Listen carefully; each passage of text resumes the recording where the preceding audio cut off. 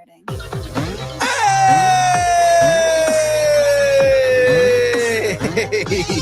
Look at James voguing. Well, I just made myself dizzy. Ladies and gentlemen, it is Taco Tuesday. You know what that means. You are now experiencing distance nerding. I am young Phil. She is Frey Jen, or Jen Frey. Jen the Frey girl, Jen from Frey Comics, something like that. And he is all of the James. And we're here to nerd together. Nailed it for you the know, 220. we end it together every single time. Yes. Somebody's getting ended tonight. We're talking about anything, pop culture, news, movies, food, music, wrestling, comics, Comic-Cons, lots of Comic-Cons. Whatever you're nerding out on, we want to talk about it. Of course, ladies and gentlemen, if you are currently watching on YouTube, hit that like button, hit that subscribe button. It really helps us out, guys. It really does help us out. Listen on all your favorite podcast apps everywhere. Leave us a review on Apple Podcasts or leave us an episode review on Spotify, wherever you're listening. Just leave us a review, guys, because remember, 5 stars, it really helps us out. So follow us on all the social media places, Instagram, Facebook, Twitter, Twitch, Threads, Blue Sky, Discord, all at Distance Nerding. And of course, you can email us if that email place of choice that you're going to try to email us is at distancenerding@aol.com. You can email us from anywhere as long as it's there. Hey Siri, email distancenerding@aol.com. Thank goodness I got my headphones on. Right. Trying to get an email. No, I was going to say that. Well, my email's not connected to Siri. I don't trust her with that, first of all. I also call her Sorsha. Sorsha? Because she's Irish. Like Sorsha, like Sorsha Ronan? Is that the name? Yeah, that's her name. Yes. She just had a baby, by the way. Did she? With her husband. Congratulations to Sorsha Ronan. Yeah. I only know that because I follow her husband's Instagram and they had pictures. I was like, oh, look, she had a baby. But yeah, so that was not what we were talking about at all. And anyway. We are here to nerd together. Well, ladies and gentlemen, you have now crossed over. You have now stumbled onto the worst kept secret on all of the internet. Ladies and gentlemen, you are now watching, The Download. Yeah.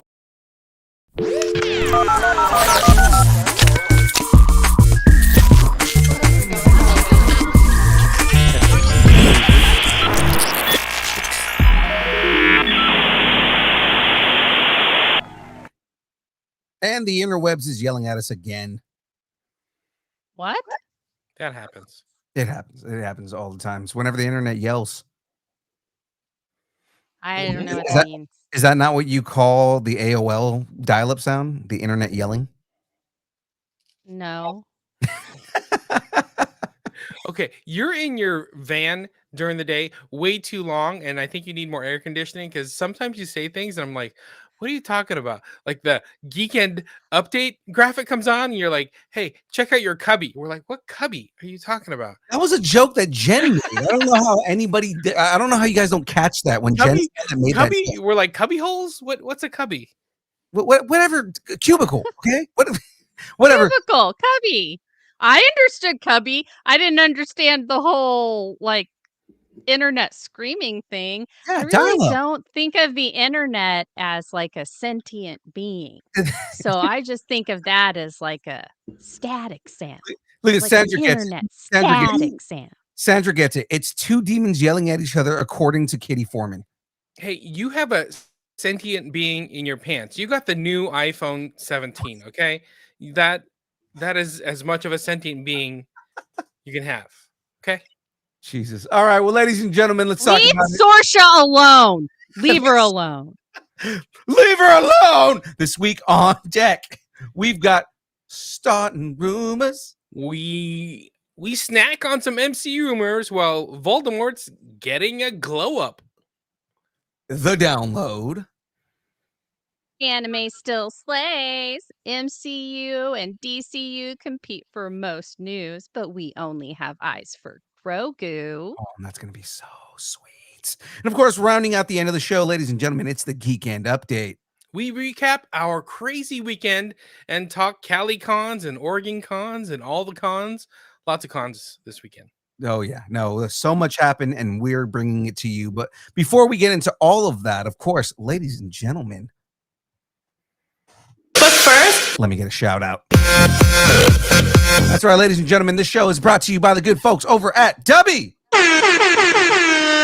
That's right. Dubby is a brand of energy drinks created to help focus, concentration, reaction time with no jitters or crash. Dubby contains no maltodextrin, no sugars, no fillers, no artificial colors or dyes. Find out more about Dubby at www.dubby.gg. Use the code NERDING10, just like you see on the screen right now if you're watching, or NERDING10 for those of you who are listening, and get 10% off your order. It is delicious. It is amazing.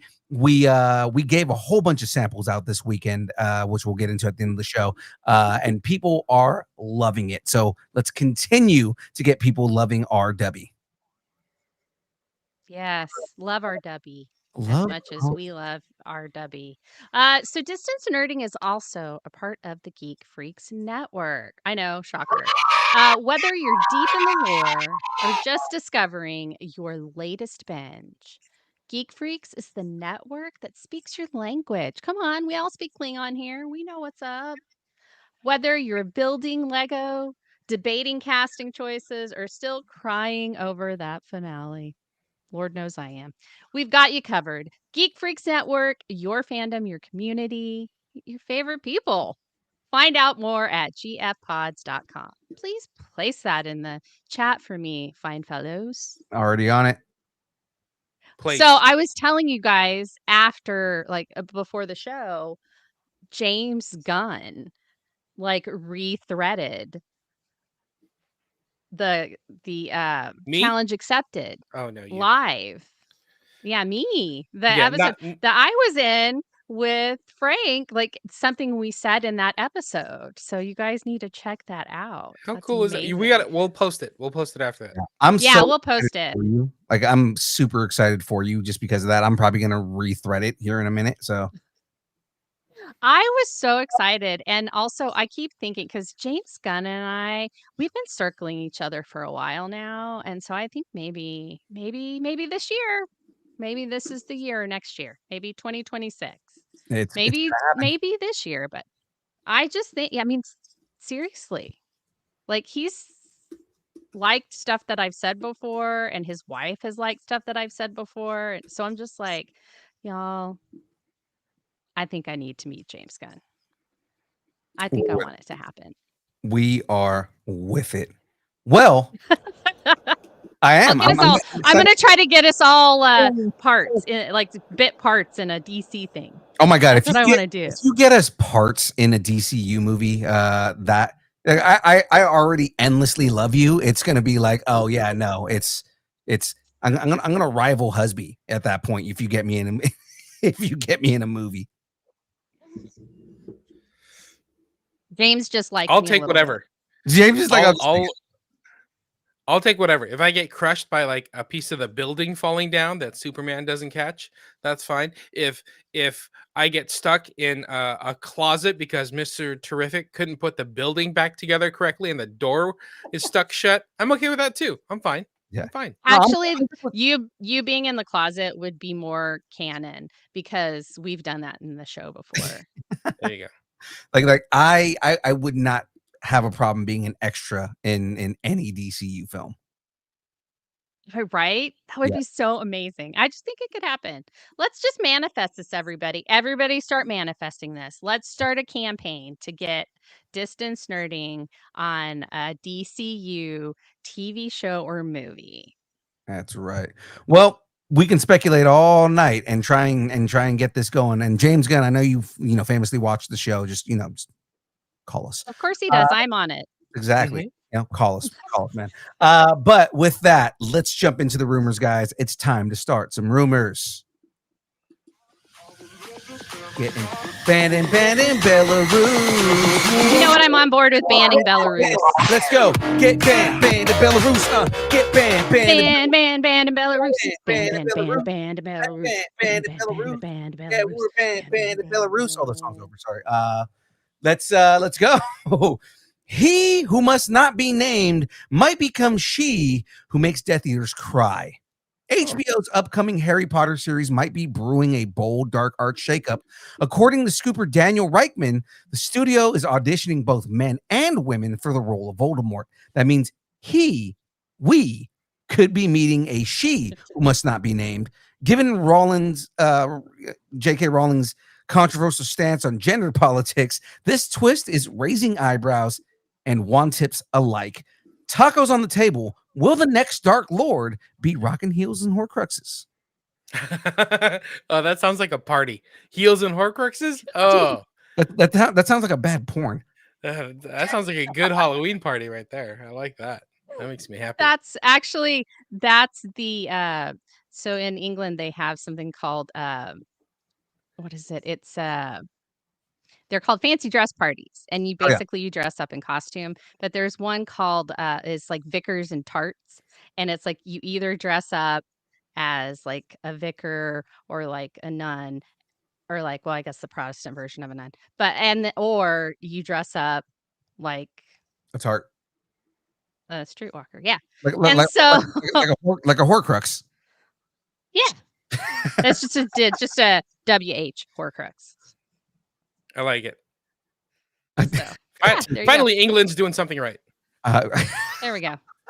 I'm not. My tacos are on the table for this, just mainly because it's.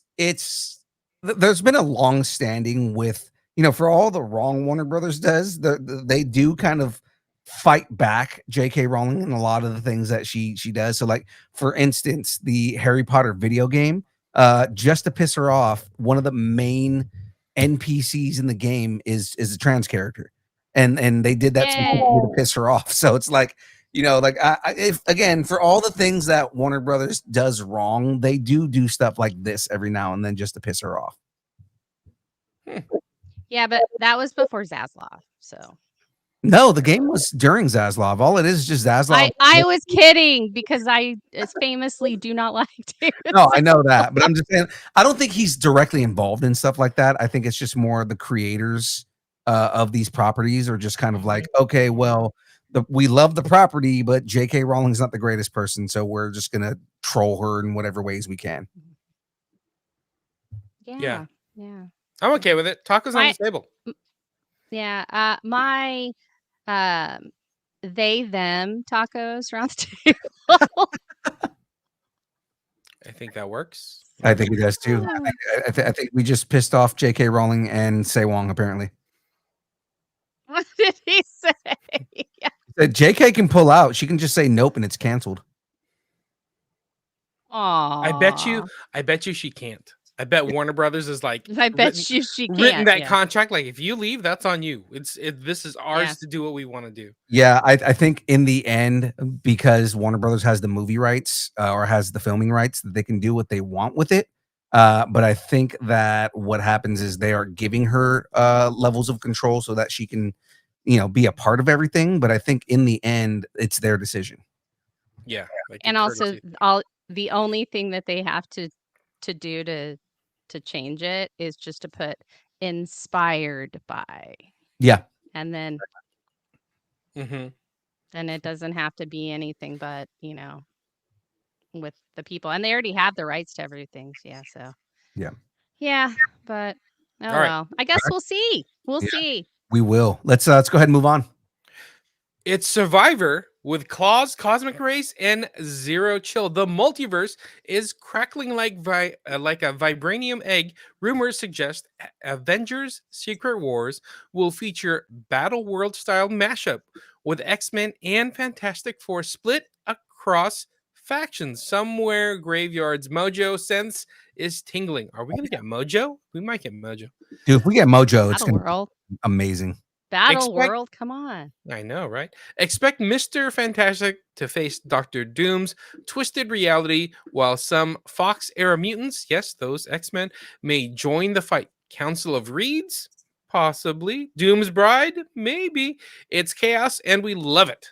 Tacos on the table. Are we heading for a mutant meets Mr. Fantastic multiverse melee in Secret Wars mashup? Well, my My tacos are on the table for this. I anytime there's a whisper of Mojo, like, that's it. I think that's the thing that Graveyard and I think that's when we knew we were going to be friends, is when we both went, we want Mojo. And yeah, so tacos on the table. Nice. Young Phil, what do you think? My tacos are 100% on the table. I know that they're probably going to do these kind of like character mashups from across the multiverse. It's going to be, rather than being like good versus evil, it's just going to be characters who are aligning in order for their goals to be met. And in the end, everything kind of like changes from there. I mean, rumors have been going around that all the different versions of Reed Richards are going to be in this movie. So I mean, like, I'm very, very excited for this. Battleworld doesn't necessarily mean that we're going to get Mojo. I would love if we got Mojo, but I think they're kind of leaning more towards the Secret Wars, from kind of like mashing up the Secret Wars from the 80s, which was more of a toy grab, with the Secret Wars that came out in the mid 2010s, I think, where they kind of like, refined it a little bit. But I think in the end, the idea is they are going to take all the different variants of characters that we know, and they're going to mash them together, and we're going to finally get a clean continuity that has all of the different properties that they've purchased since, and having them all together in one place with a consistent history. No, I agree with you. And I think that that's what they're going to do. I just think anytime I hear Battleworld, I'm like, Mojo. And anytime I can shout out Graveyard, I'm going to do it. Yeah. And again, I'm 100%. I would love to see Mojo pop up in this. That would be a good kind of like cameo character to stink, that just kind of show up in it. But also, like, imagine seeing a live action Mojo and how freaky and scary that would look. So Husby was saying, oh goodness, sorry, I didn't mean that. Ooh, that was hot take. Husby said that he thinks Will Wheaton should play Mojo. Oh my God, Will Wheaton as Mojo would be amazing. Will Wheaton as Mojo. Yes. All right. I think you guys are getting a little too far with this Mojo stuff. You guys are riding way too hard on this Mojo train. I do see them splitting up the teams. So maybe we'll get like a few characters like Fantastic Four and X-Men together, and then, something like that. And then they'll meet up later. I almost think about it when Iron Man and Doctor Strange and Spider-Man met the Guardians and they started fighting. I think it's going to be that. And then they have to like find a way to link up together and work together. I think it's going to be something like that. Yeah. I mean, I can see that too. The genes mean to say the Council of Wades. No. Although that would be amazing to see the Council of Wade show up in this too. Mm-hmm. But that's right now. That's Ryan Reynolds and Neil Patrick Harris. I think they meant Council of Wades as in like their Deadpool cosplays. Yes, that's exactly what I know. I was just saying that, like, if they did that, and then it would be. All right, never mind. Let's move on. All right. Sorry, let me just put that back on the screen. And I went to the wrong page. All right. Marvel's got a secret stew a brewing. Marvel's playing Cloak and Dagger with Avengers Doomsday. Scoopster Alex Perez claims some characters, new, old, and legacy, are being kept secret until release. Think surprise cameos, multiversal variants, and maybe even long-lost heroes. The cast chairs revealed so far. Just an amuse-bouche. So, guys, tacos on the table. Is Marvel pulling a Nick Fury and hiding heroes in plain sight until Doomsday drops? Hiding in plain sight. I don't know about that, but I do think they're going to keep some of these cameos or characters kind of on the back burner until they ramp up into like the frenzy that is, the Doomsday media push. Right. So, and then I think there's going to be some that they don't even throw out there, and people are just going to find them on screen. Yeah. No, I the other And thing I'm thinking is there's gonna be kind of like the small level, like Deadpool level cameos where they're gonna end up in like we've already seen the concepts for this medieval world that they may go up to where Doom is. Like you might see characters just walking in the background and you can just be like, oh my god, it's Nightcrawler, and he's just like walking in the background, but he's not like a main character. You know what I mean? Like I think they're gonna do these Deadpool level cameos where it's just a character in the background that you don't even notice. Frey, what do you think? yeah, no, I mean, I think so. My tacos are on the table for this because, I think it's gonna this if they're going to do something like this, it needs to be now. It needs to be during this whole like throw everything at the wall, let's see what sticks, kind of period that they're having. And I like it. I really think that they are doing that. I think it's gonna be fun. It's gonna be real fun, everybody. My Dorito, what are those? The Dorito corn hard shell tacos are on the table. There you go.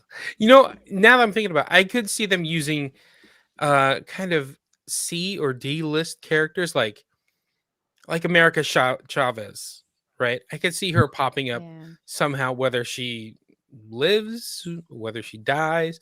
Maybe we get what's her name, She could Madeline still or Madison. Madison, maybe we get Madison Madison. in the Aw. background. You know what I Oh, mean? I think we'll Patty. get I characters love like that. Patty.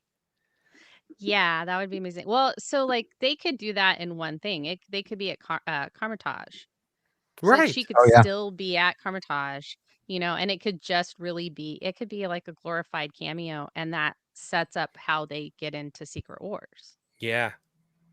So I mean, like there's a lot of ways that they can do it. But yeah, I totally am. I'm on board Yeah. for that. But gosh, I'm suddenly I don't, why am I suddenly craving Doritos? I see what Jen did. Don't hang up the shield just yet. Despite his in-game send-off, Chris Evans may return in Avengers Doomsday, possibly as a multiversal variant or a key emotional anchor. Scoopster Alex Perez's cryptic "Don't count Cap out just yet" has fans buzzing. This fan right here. And Evans' recent superhero physique isn't helping the denial game. I mean, you gotta keep in shape there, everybody.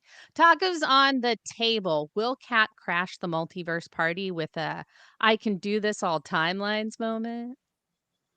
My tacos are on the table, and I feel like Captain America is honestly 616's anchor being.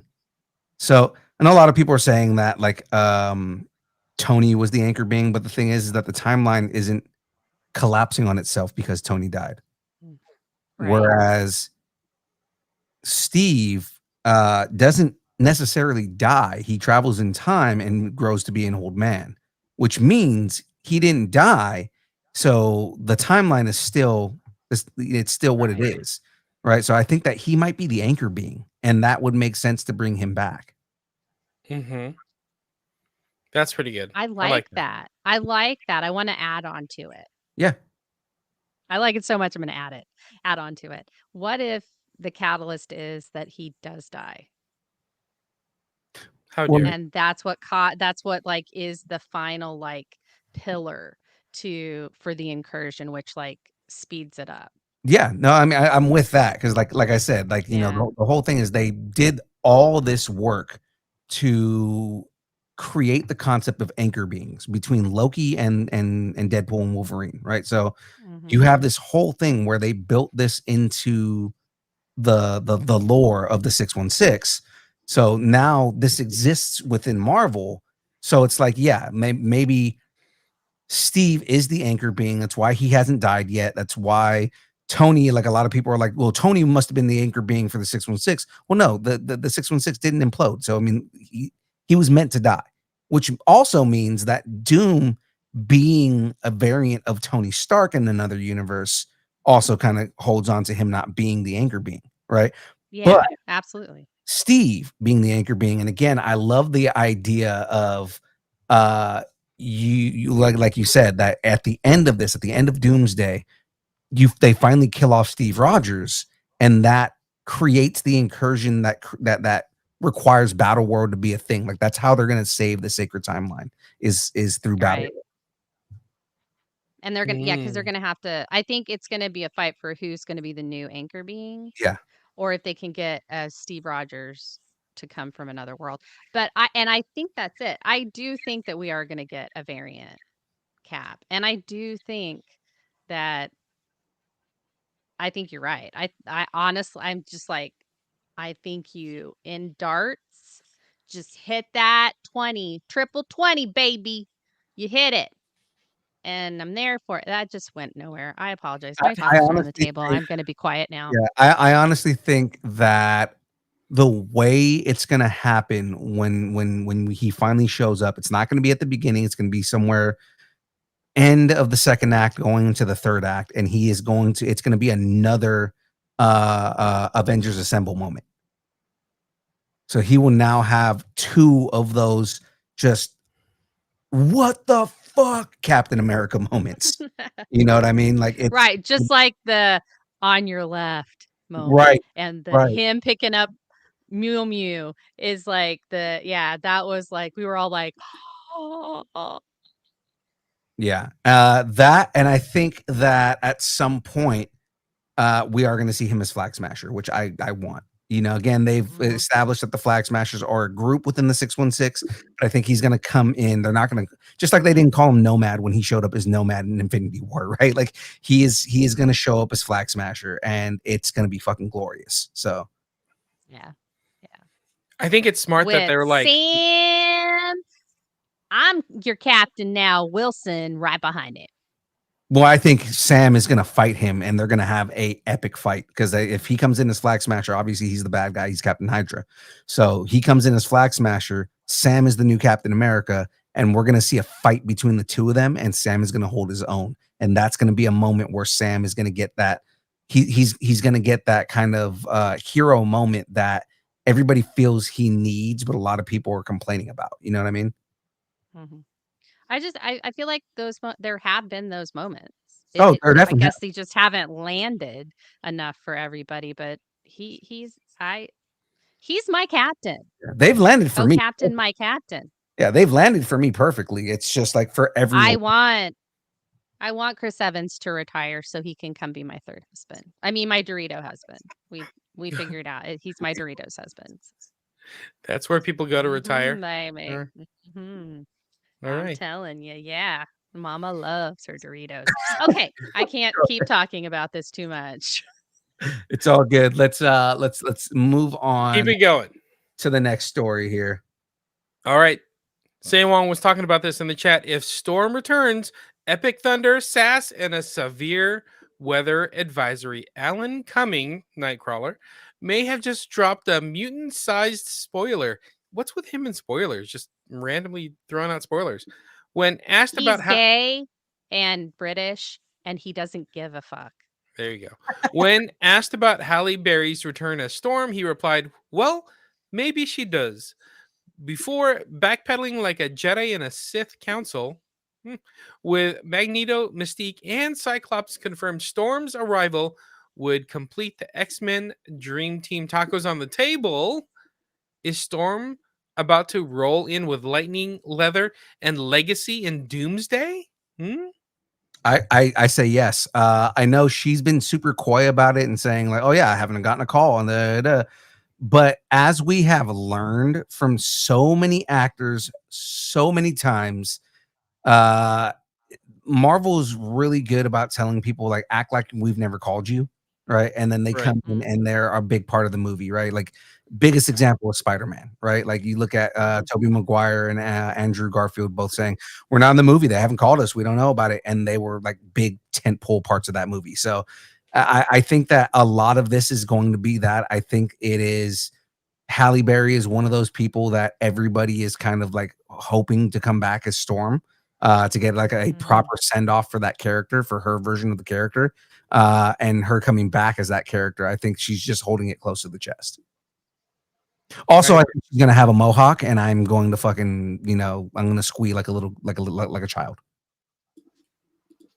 Yeah, I'm excited for that. I think she's totally in it. Tacos are totally on the table for Halle Berry coming back. I think they're just holding it back. They have to hold stuff back. There's still plenty of time between now and when this movie comes out for us to talk about it. So I think they're gonna just drop it on us one day.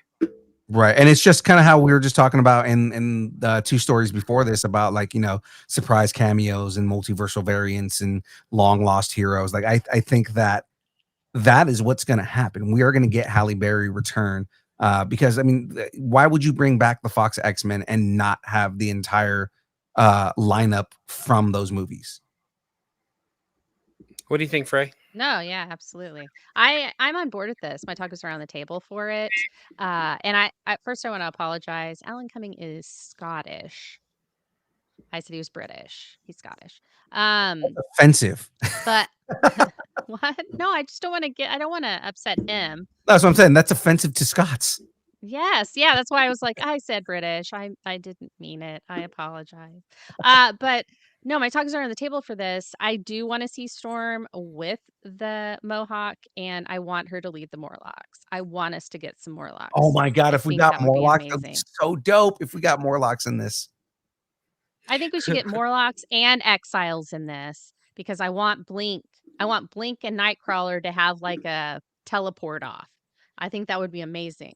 That would make for a cool fight scene. Yes. Wouldn't it? Yeah. Wouldn't it though? All right. So, but my talks are on the table. What about you? All right. Well, let's jump into this last rumor here. Scarlet Witch gets her family reunion, but it's not who you think. Wanda Maximoff might return in Avengers Doomsday, but not as we know her. Rumors point to a variant from an X-Men universe where Magneto rules Genosha, and Wanda is part of a mutant royal family alongside Pietro and Polaris. This could finally deliver a long-teased father-daughter dynamic fans have craved for.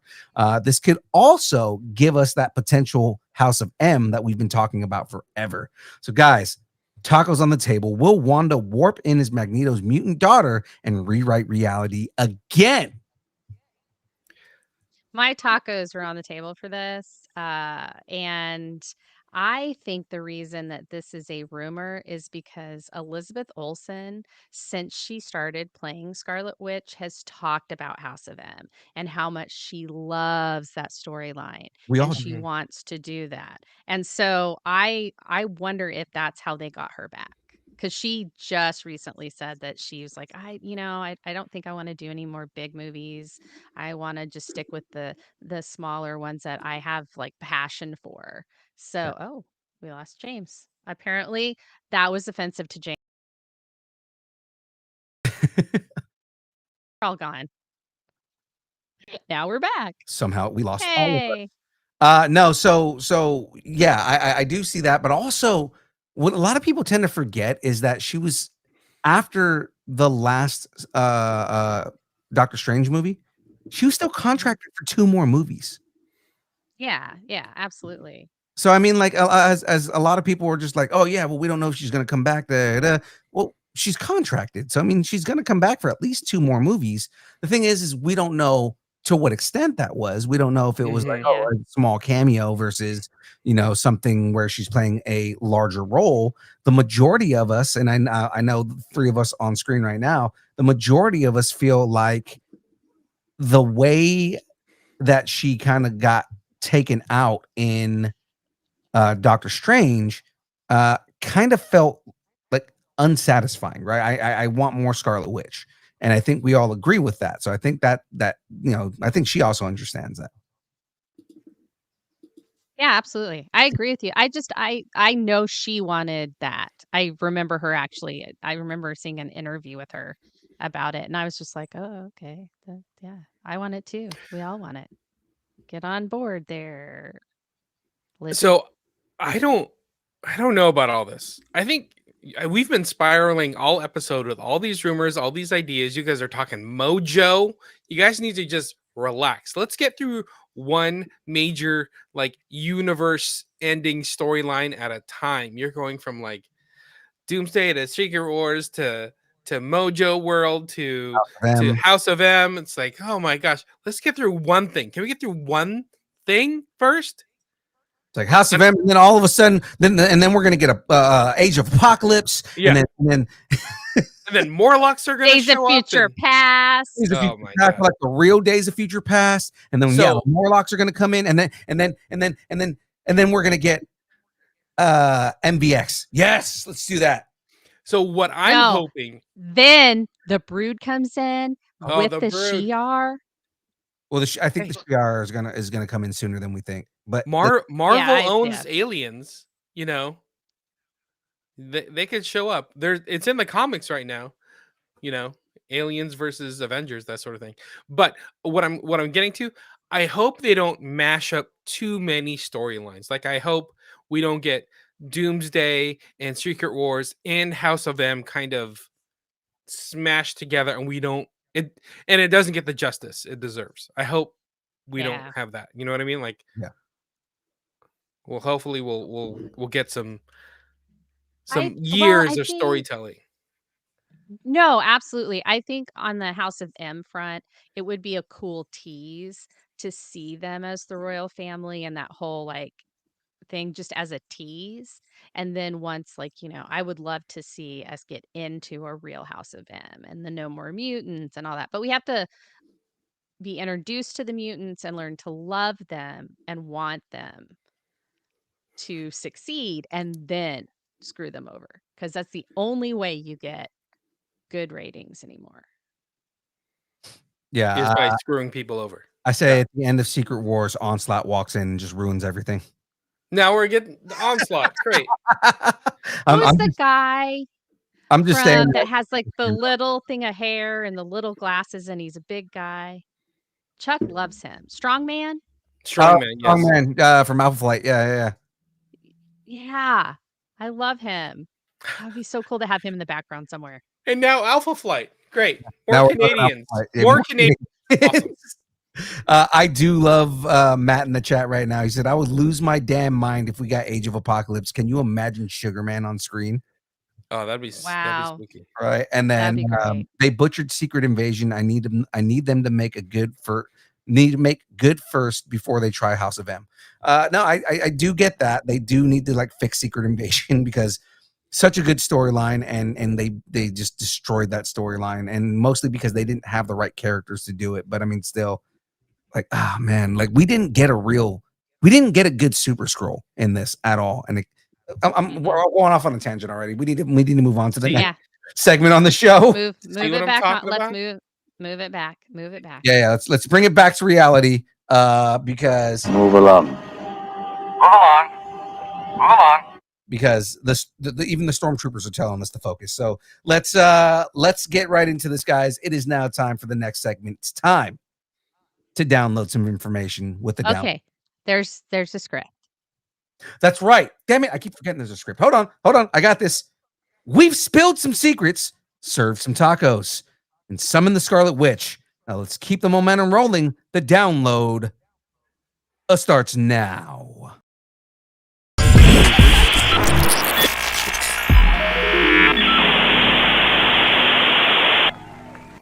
That was so much better than the BS I tried to do. Yeah, but at this point, it's a bit now. It kind of is. It's just a bit. I got to remember that we actually have transitions because I always forget. I mean, I didn't put it in bold and bright red under the thing you were reading. I know. I don't know how. Who's letting young Phil riff? Don't let young Phil riff. You know what's funny? I don't know how I could make it more like. What's funny is I was gotta be flashy. I was looking at it and then I forgot and went straight into trying to transition. It's like, we have transitions. Stop making up your own transition, Phil. All right. Forget demons. Tanjiro slayed the box office records, which is all true.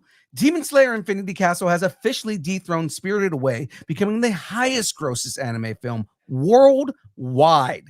The jaw-dropping animation and emotional carnage, it's a cultural juggernaut and a reminder that anime isn't niche, It is dominant.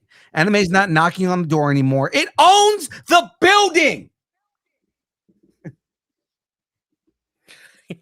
You're very happy Are with you yourself. excited? Yeah, he seems a little excited about I'm this. You're very very excitable excited. right now. I'm very excited. I love this show. I've talked about it for like the last 3 weeks. I love this show. It's so good. Have not gone to see the movie mainly because I haven't had time. But I mean, like, I need I every night I'm like, am I just gonna go and watch it tonight? Nah, I gotta get up early for work. But what if I just no, I've got to get up like seriously, like or like I thought about going Friday or Thursday.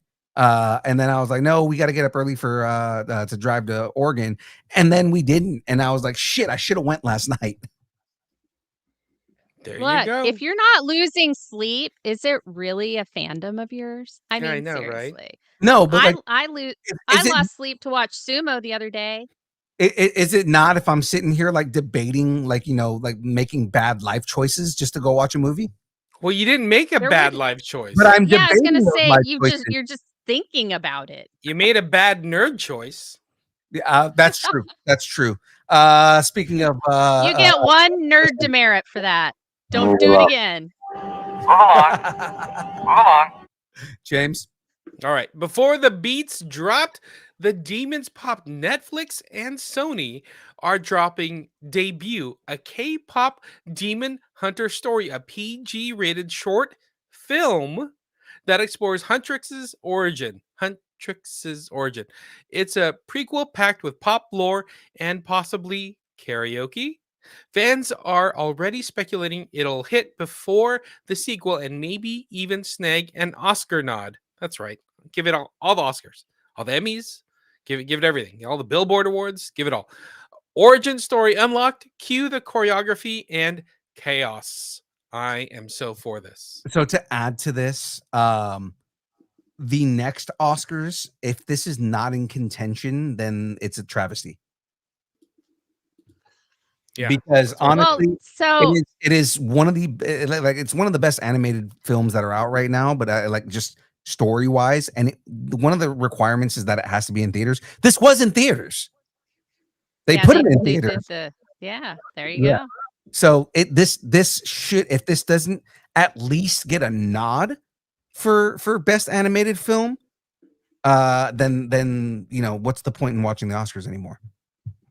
And song, they could do original song. They could easily get best original song too. It Mhm. should. Yeah. Oh my god. Best animation, best movie, best soundtrack.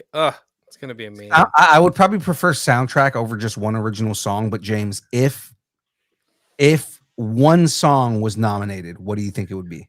It's gonna be golden. You think it's gonna be Oh golden. yeah, it would be golden. Yeah. Gonna be golden. Yeah. Because that's the one that went like number 1 on Billboard. Yeah.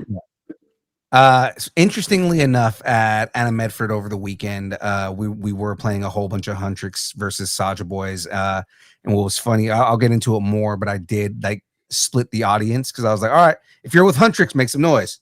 If you're with the Saja Boys, make some noise. And like kept going back and forth, and that would make me choose what song I was going to play. Oh, that's cool. Yeah, that's cool. That's how it's done. Hey, Done. So it's done.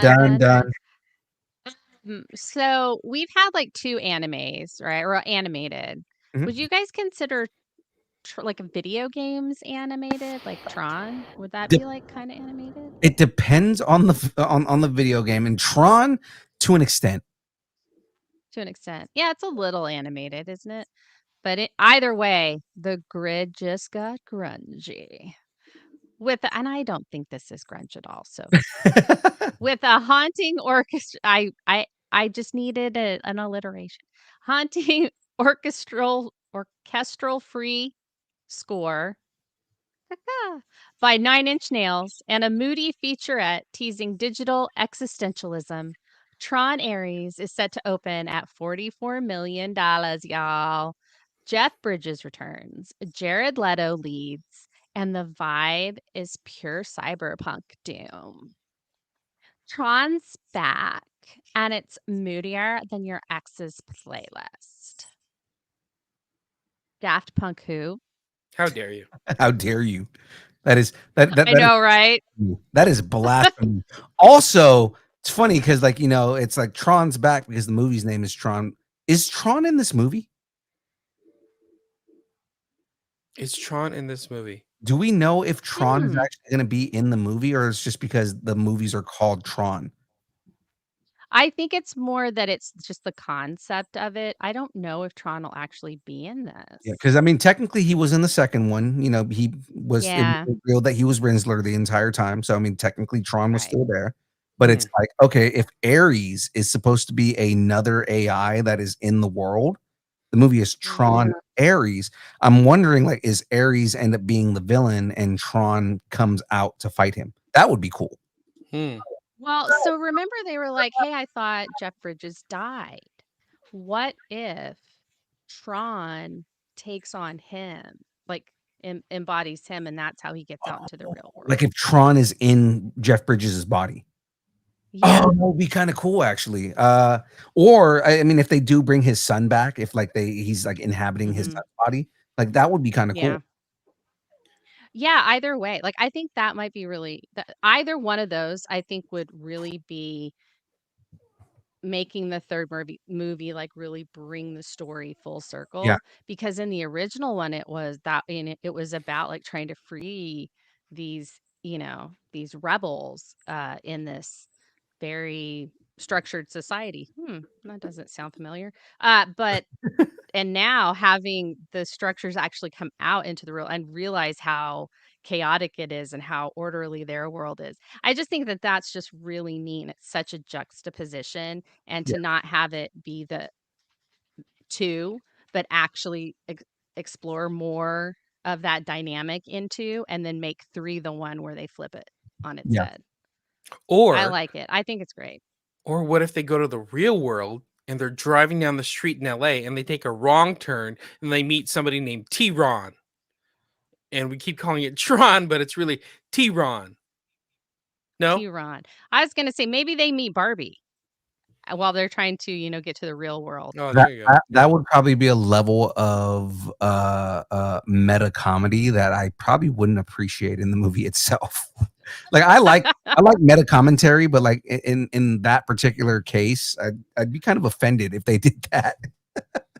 Like, don't Come ruin on, a character like that. Come on.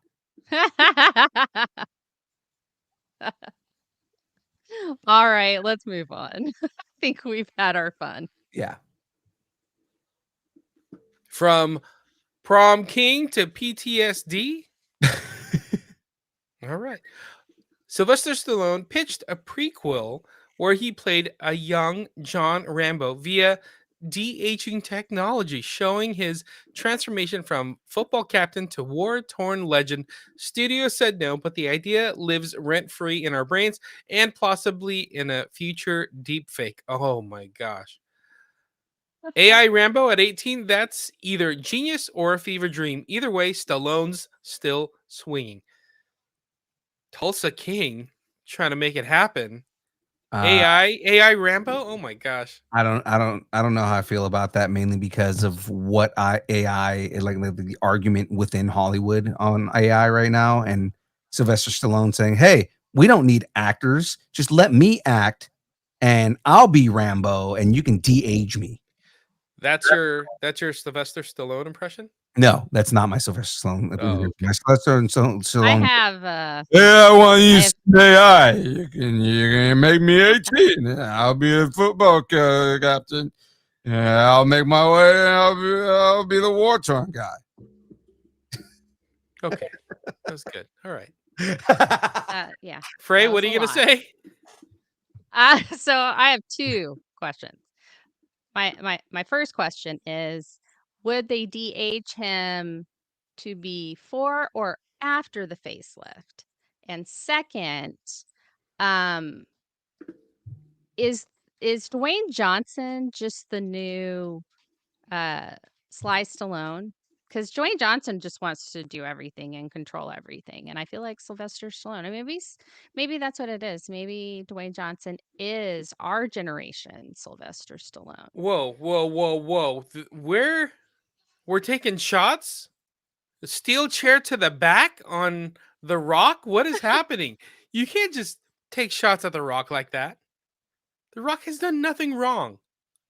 Are you kidding I me? read something about the difference between The Rock and John Cena when it comes to, like, they're both wrestlers that are now actors, and like just their approach to acting and what they want. Like, The Rock has in his contract that he's not to be beaten up in his John Cena contract. gets his ass kicked in every movie, and it's And amazing. John Cena actually likes doing those where he gets his ass beat all the time.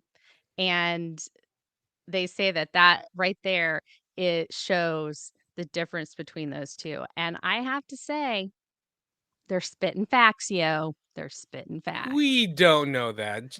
The Rock has put on a tutu. He played the Tooth Fairy, okay? Don't start coming at The Rock.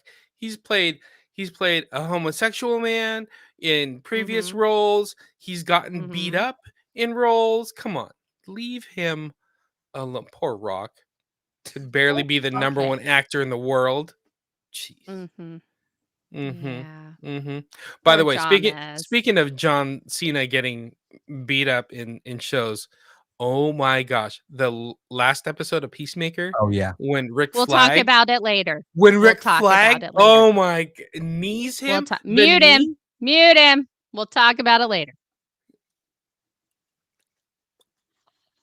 I love that you can like hear James mouthing it, and it's like It's like when you're at work and you fake freezing.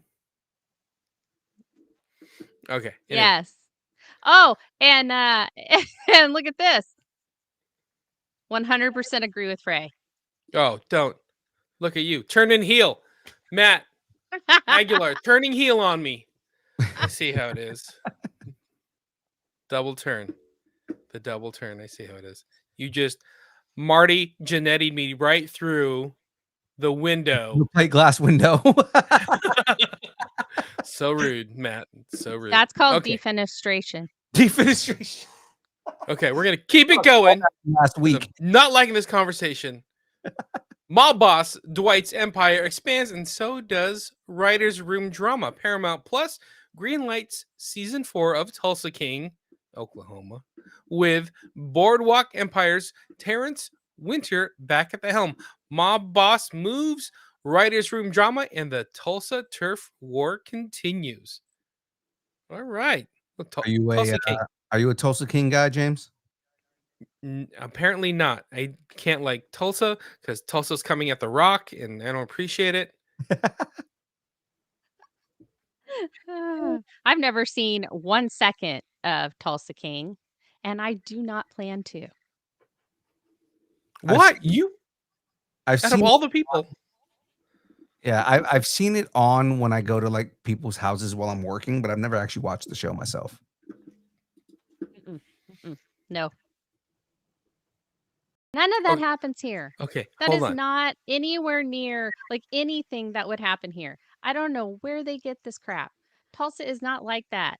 We are a depressed culture. We don't dress like that. We gotta bring Nobody some looks like excitement to Tulsa. Sylvester Stallone. We gotta bring some Well- excitement to Tulsa. Adrian, make a mob Yeah. movie in Tulsa. No. Mm-mm. Nope. Whatever. You got iPhone 17s in Tulsa. But by the way, James Gunn rethreading Frey over here, and now Matt Aguilar 100% agreeing with Frey over here. Frey's living her best life. And now Okay. Taylor's saying Rock sucks. Oh, jeez. Getting turned on. I feel like Rocky Maivia, and everybody's You're turning on getting me. turned on by all of this? I'm getting What is turned- wrong I'm with getting you? turned on by all this. All this is exciting for me. Yummy. Are we- All right, let's- let's Oh. Your little rock tingles? Why you gotta call it little? Dexter's universe got sliced before he could bleed out. Clyde Phillips reveals Paramount pulled the plug on Original Sin and shelved the fully written Trinity spinoff. Oh, the Dexterverse expansion is dead, and fans are fuming like freshly spilled hemoglobin. Hemoglobin. Honestly, I love how you said that word. Hemoglobin. Hemoglobin. So I admittedly, I was a Dexter fan for the longest time. I watched Dexter. I watched the entire show. I didn't watch the new season where they retcon the season finale. I have not watched Original Sin. I've heard good things about it, but I haven't watched Original Sin. And I love the idea of doing a Trinity spinoff because the Trinity Killer was such a good arc within the first what was that, season 3 or season 4? But either way, the Trinity Killer was a great almost like villain character, and I would love to see a spinoff about the Trinity. But I mean, like, yeah, they're shelving the whole thing. I don't care. You're not supposed to say that. That's mean. Oh, see, now you're being mean to Dexter. Poor Dexter. No, I just have never seen any of it. I don't care about it. Nobody wants to watch him kill watch people. a show about serial killers, I'm watching true crime, baby. Yeah, I didn't watch it either. So, but I mean, like, the Trinity Killer was played by John Lithgow. It was amazing. I don't like the guy that plays Dexter. Really? You don't like the Michael C. Hall? No, I have never been a fan of his. I do not like his acting. There's something about it that just doesn't feel real to me, and like it's not relatable at all, and I just can't get into it. There are some actors that I'm like that. I'm sure he's a lovely person. I'm not saying it's him. I'm just saying that his acting, I don't like it. You know what's real to you is James Gunn rethreading your challenge accepted episode. It's true. That is very much something that is real to Jen. Because Marvel's got committees, DC's got guns blazing. Guys, Frank Grillo says Marvel was a fly by the seat, while DC under James Gunn is tight, personal, and script first. He's loving the DCU's clarity and calling out Marvel's chaos with the precision of a crossbones punch. Grillo's spilling tea, and it's steaming hot. It really is. He's not going back. He's like, I'm done. We're not going to see him in Doomsday. Let's just throw that out there. After they didn't really do Crossbones justice as a character. Yeah. There have been a lot of that. Like I feel like with DC that all the characters are important. Doesn't matter if they're, and we'll get into this in the next couple of the DC news stories. But that the C and D list characters, like James Gunn cares about them just as much as he cares about Wonder Woman, Batman, and Superman. So, and I feel like Marvel, they don't. They're just like, oh, this will be a fun nod to the fans. They'll see the crossbones and they'll know it's crossbones. And it's like, okay, yeah, I get it. And I get they were going for more realism and stuff, but it's just like sometimes just let a character be their character. You know what I mean? Like, oh well. Marvel doesn't like characters named Bones. Bonesaw. Bonesaw's ready. Yeah. Oh yeah. Not gonna last as long. Okay, just a cameo. I got 2 minutes. 2 minutes of. Did you say pleasure? I don't remember. No, I don't remember either. It's okay. Hey guys. No, guys. Time. Guys, I need you to settle down. It's James Gunn story time. Oh my god. Move along. James Gunn teases Peacemaker's future and a mystery antagonist, confirms Wonder Woman's height won't dictate casting, but the DCU needs her, and hints at Charlton deep cuts like The Question and Captain Atom joining the DCU. He even singled out Batwoman as a personal favorite.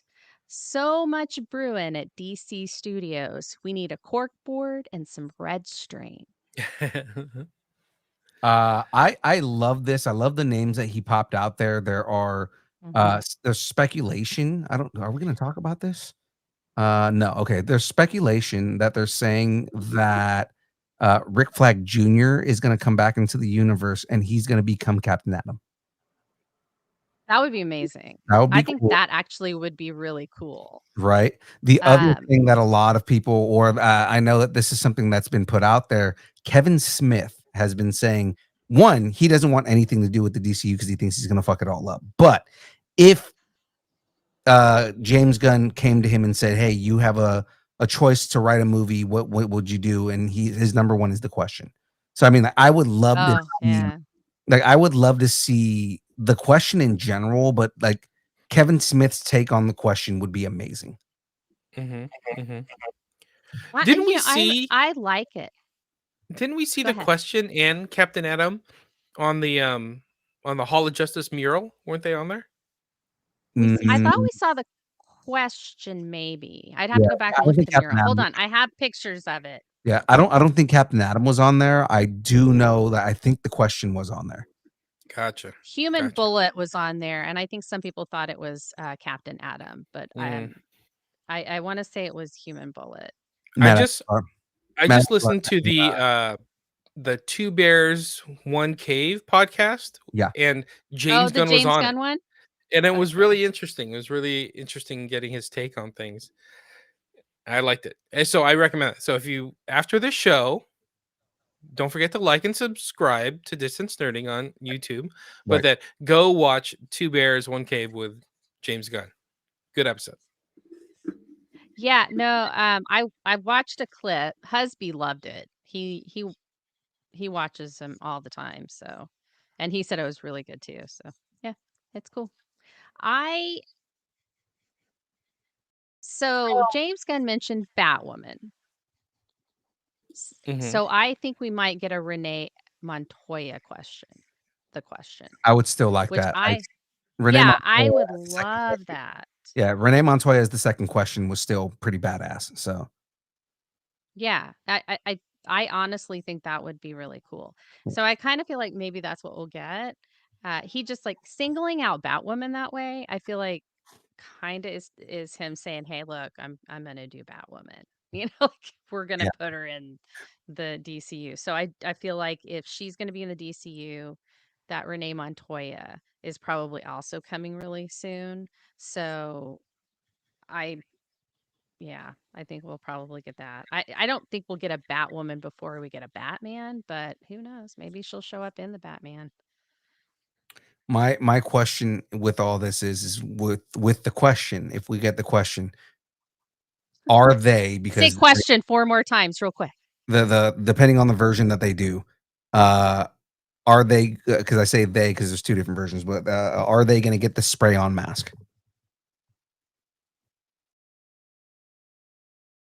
Hmm.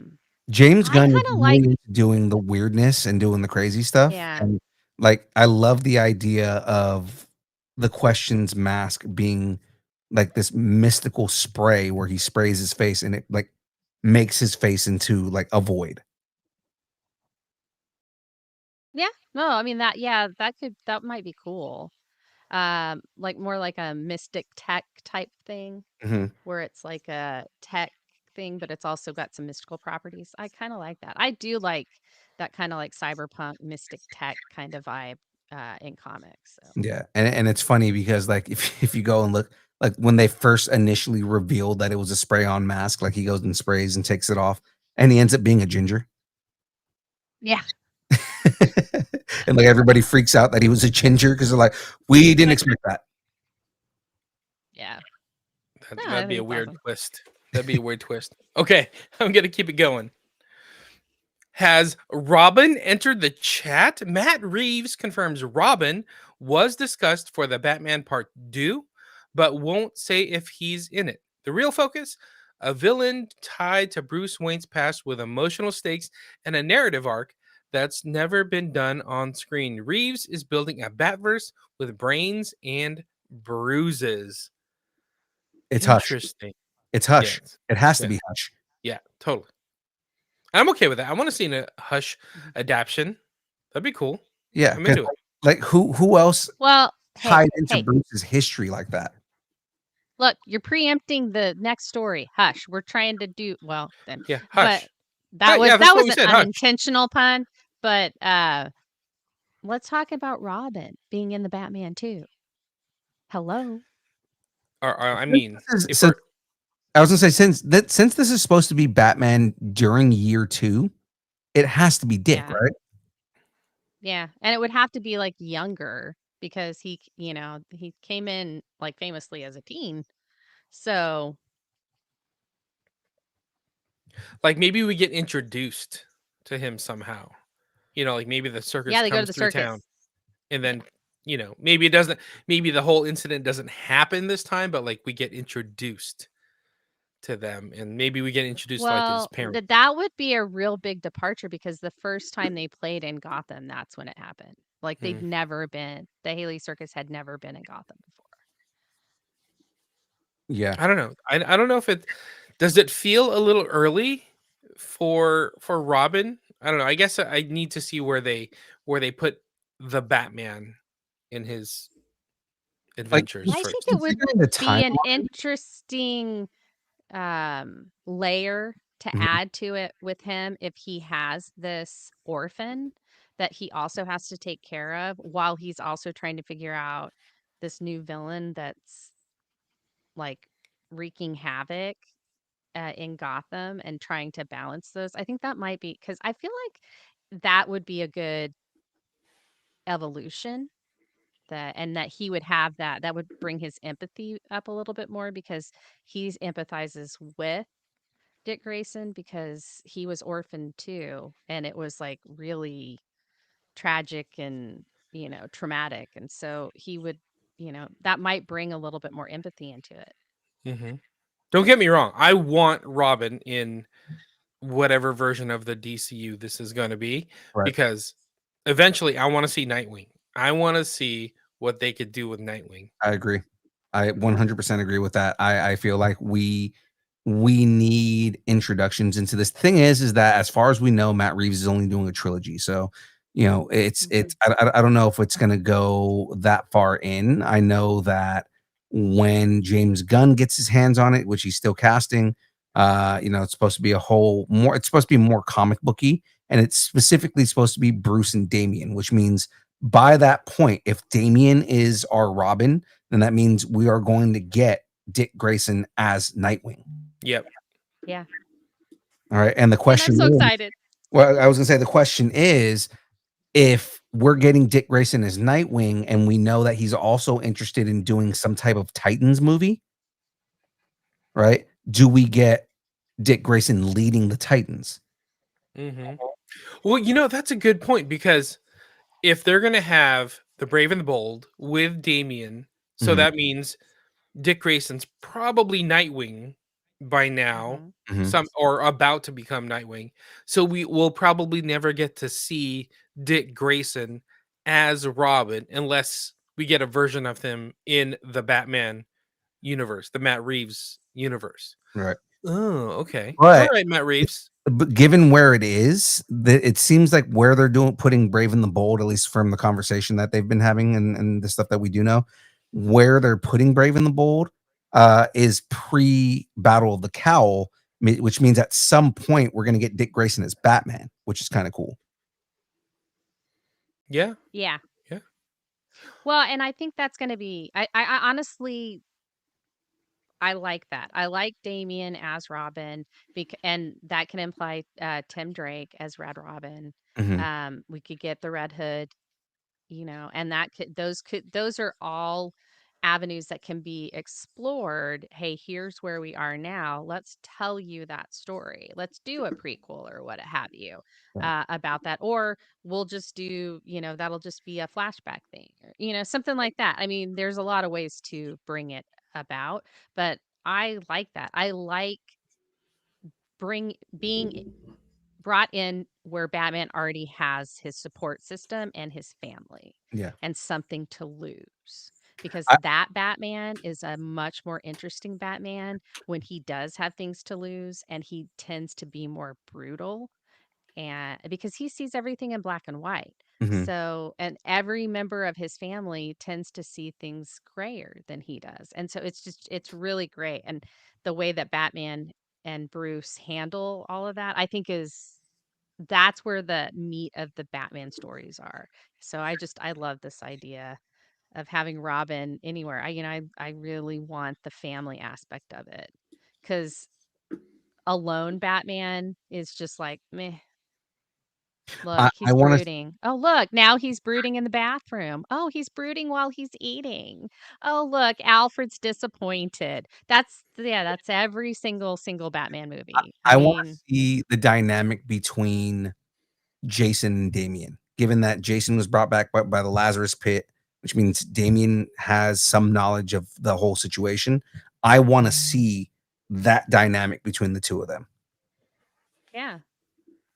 And how they all treat each other like brothers, and Yeah. how, like, Dick's the older brother, and they do have those dynamics. Mhm. And, Jason being the second oldest, hellion rebel, is always great. Right. And And then Jason's you've got extremely angry Tim. all the time. Yeah. So anyway, I think it'll be All right, good. who's got the next one? That would be Moa, sir. Okay. Forget the Joker. Matt Reeves wants a new rogue. The villain for the Batman Part 2 is a fresh cinematic take chosen to challenge Bruce Wayne's psyche. Fans are speculating everything from Hugo Strange to Calendar Man, but Reeves is keeping it locked in the Bat Pouch. Shh. Reeves is sticking into the Rogues Asylum. And we're here for the jailbreak. All right. No, I was talking about this earlier. Again, the only person who's intrinsically connected with Bruce's past is Tommy Elliott.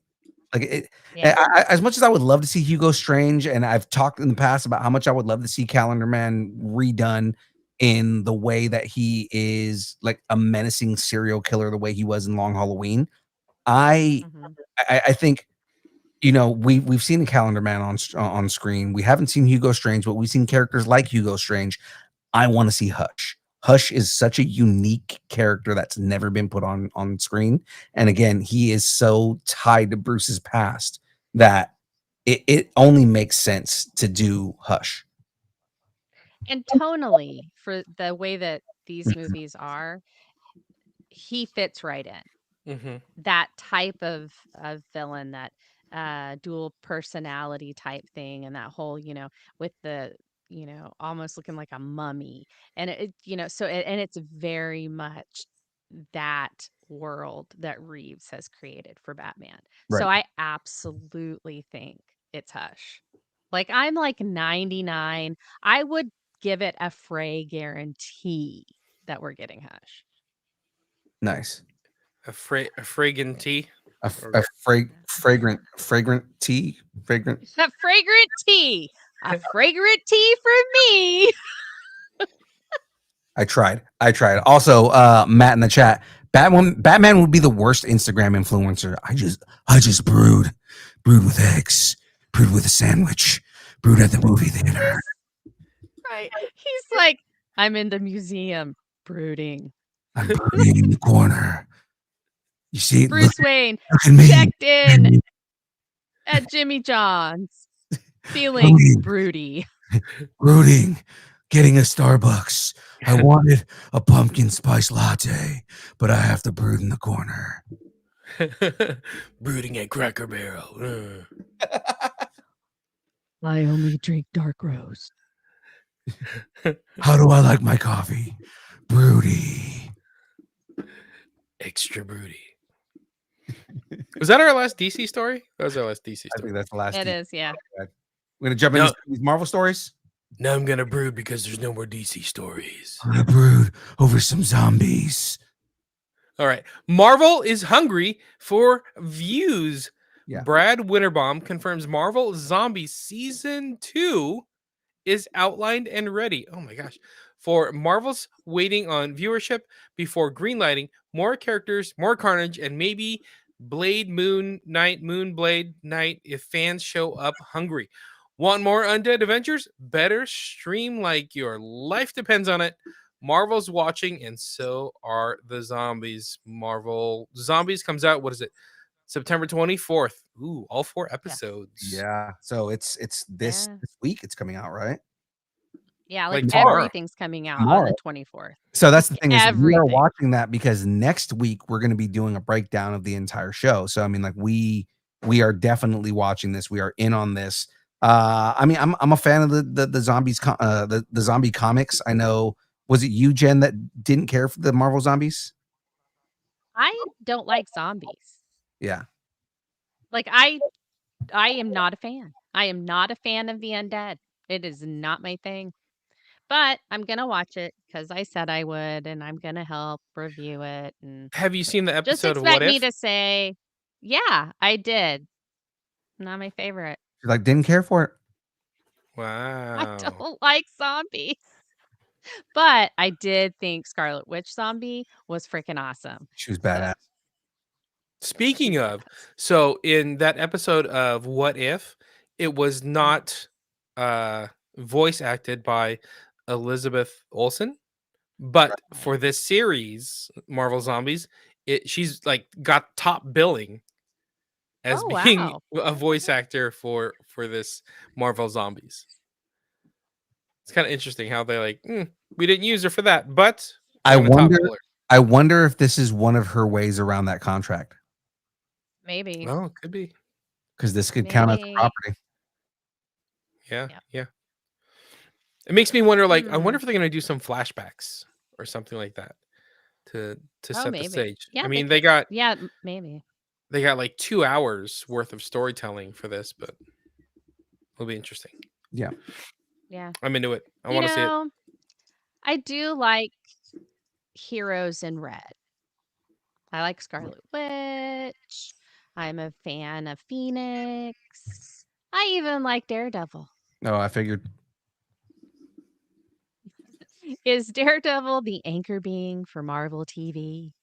Marvel confirms Daredevil Born Again Season 3 is a go, with filming set for 2026. Cox, D'Onofrio, and possibly Kristen Ritter return as the Netflix Defenders slowly reassemble. The devil's in the details and Disney Plus budget. So it's interesting that it's interesting that they greenlit it already, and that says a lot for season 2. It says that everybody loves season 1. Season 2 is on par with all of that, which means we have so much faith in this that we are going to greenlight season 3 before season 2 even airs. Usually, that's when a company has a lot of faith in the property, unless you're Paramount. And you just greenlight it because it's like everybody loves Halo. Greenlight season 2 before season 1 comes out, and then it bombed, and they're like, "Ah, shit! What do we do? We already filmed season 2." Right. Poor Halo, just dragging it through the mud, like The Rock. So yeah, smell. I know it's here. I know I have it. You're missing the moment. You're missing the moment. I lost the moment. I don't know where the soundbite is. My Peter tingle is not tingling. Hey, we're not there yet. Let it tingle a little longer. Okay. Oh, it's tingling. What? So I have a theory. So remember when Charlie Cox was like, yeah, no, season 2 is going to be the end. Like that. Yeah, we're done after that. And Vincent D'Onofrio was like, no, we're not. No, Charlie didn't know. Charlie doesn't know what he's talking about. Charlie would love to do it for however Charlie long. Charlie doesn't know. Yeah. So I wonder if they put their heads together and came up with this whole thing to like kind of show Disney Plus and Marvel how much the fans wanted a season 3. Yeah, we'll go ask him at LA Comic-Con. I hate you. All right, let's move on. Like, Charlie, still tingling. Yeah, still tingling over here. I'm gonna be like, Charlie, are you are you excited about season 3?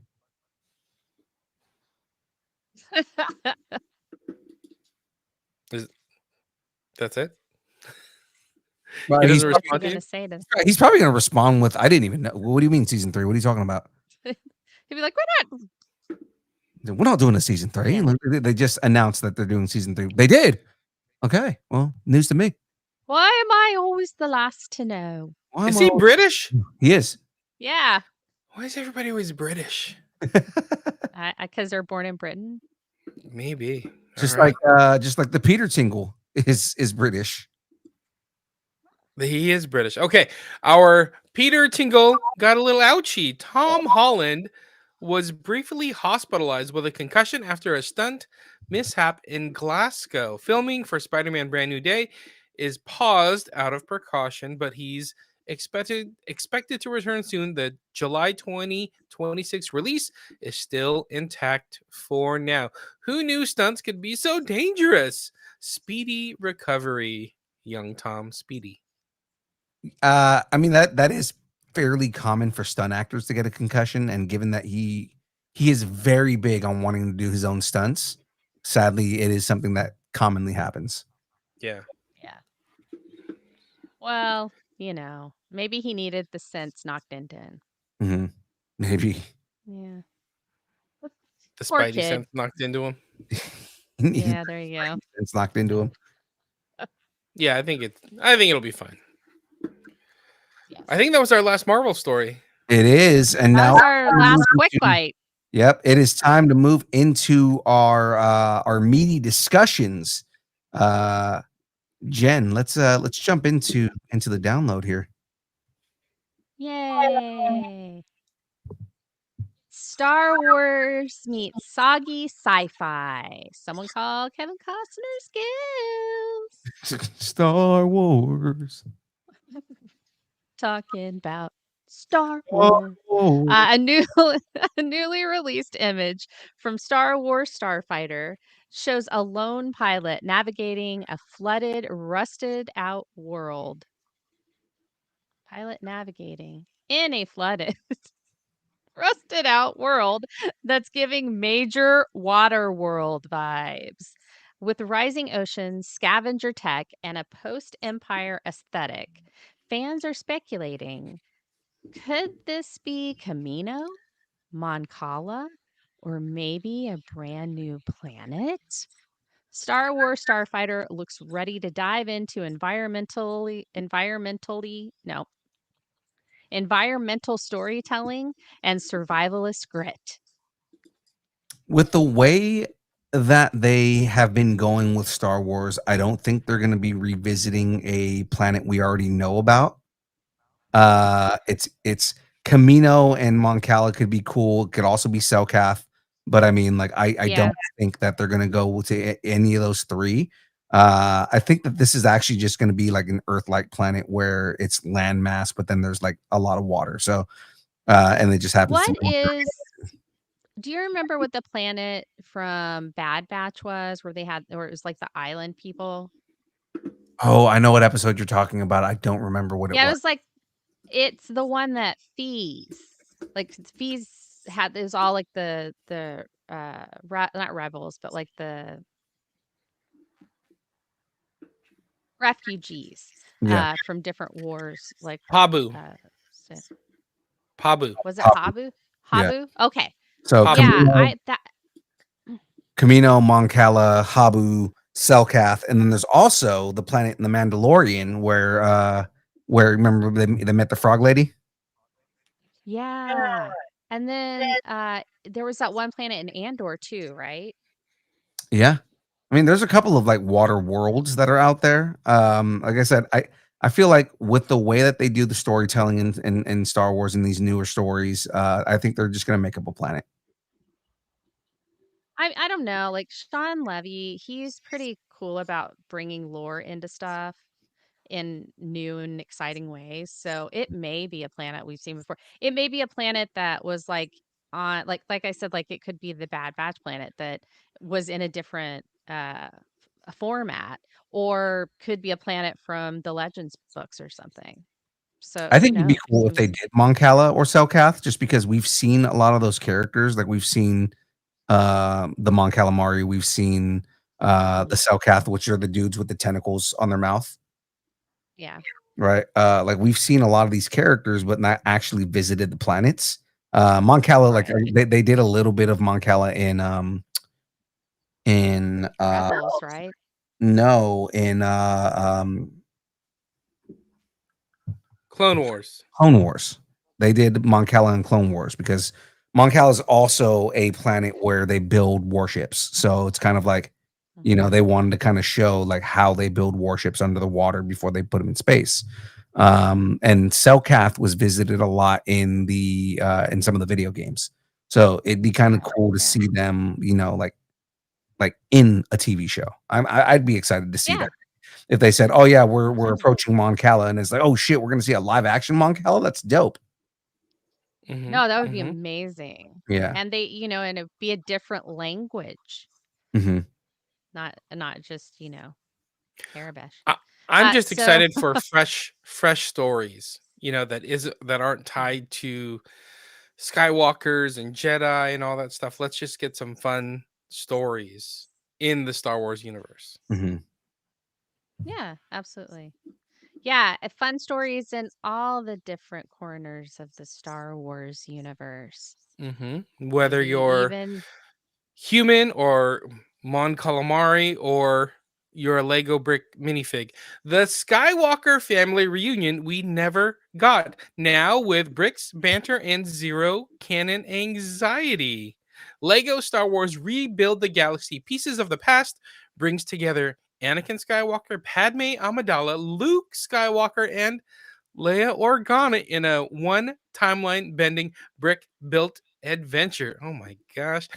The animated special plays fast and funny with continuity, using Lego's signature irreverence to explore legacy loss and what happens when the Force meets fourth wall humor. It's not canon, but it's clever, heartfelt, and packed with deep cut references for fans who know their midichlorians from their minifigs.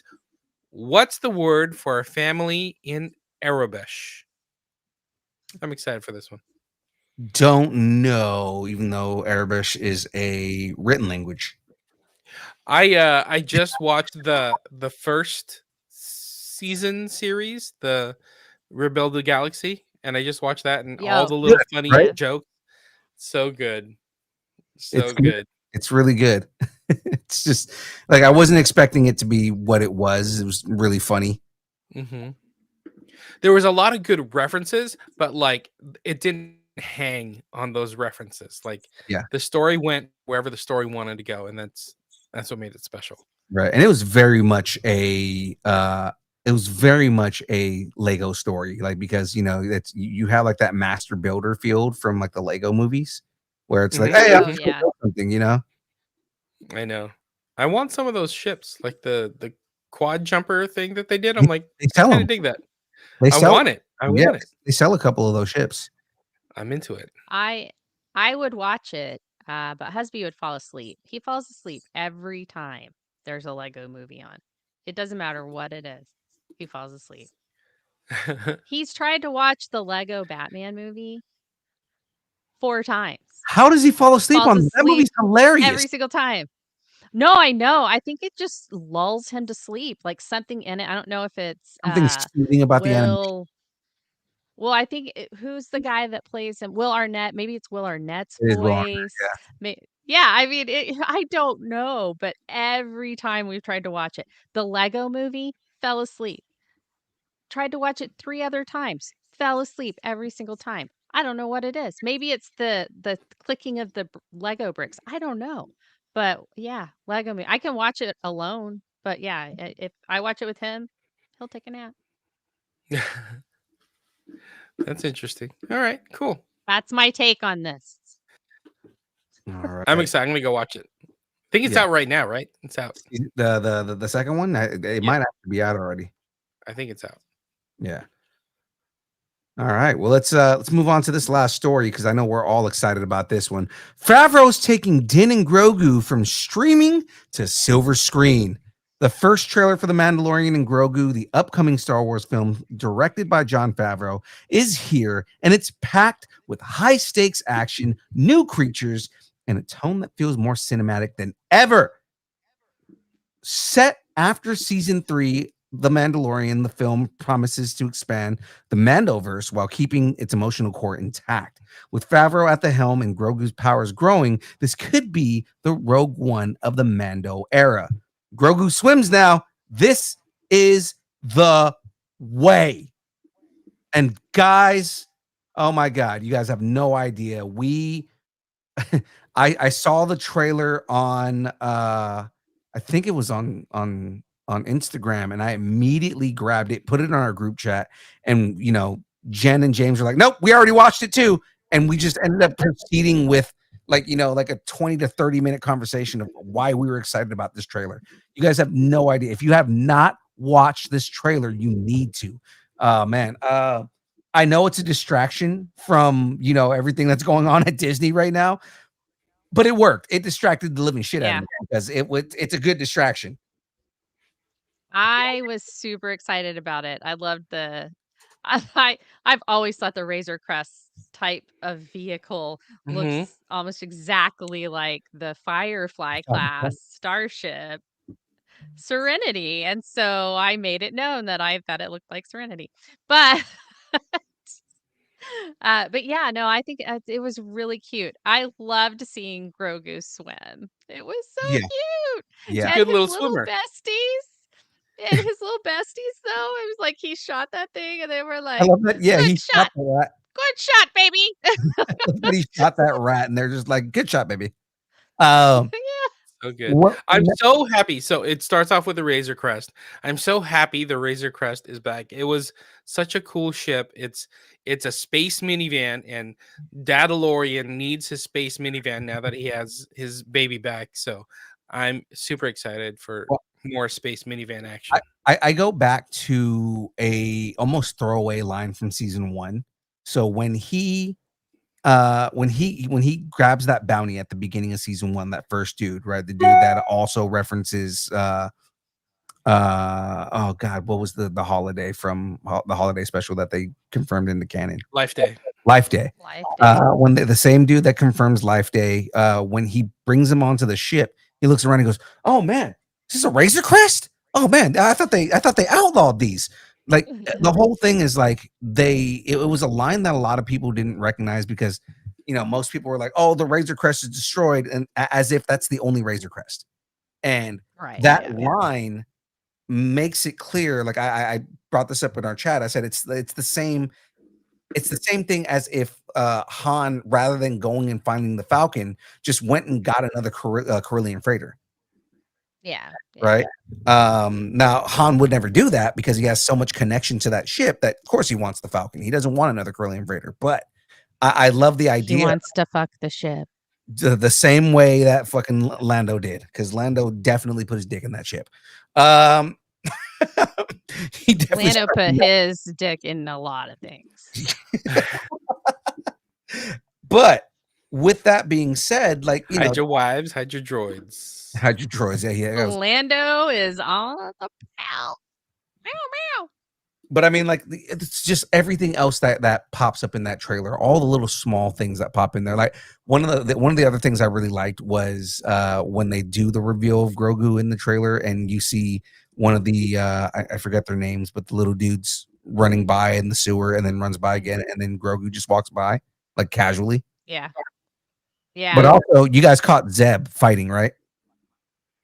No. Oh yeah, in the like hallway or something like that. Yeah, he has a hallway scene. Oh, I didn't catch that. I'll have to watch it again. So there's a shadowy figure, and it's kind of quick, but there's a shadowy figure where he jumps off of a wall and then like punches a dude in the face, right?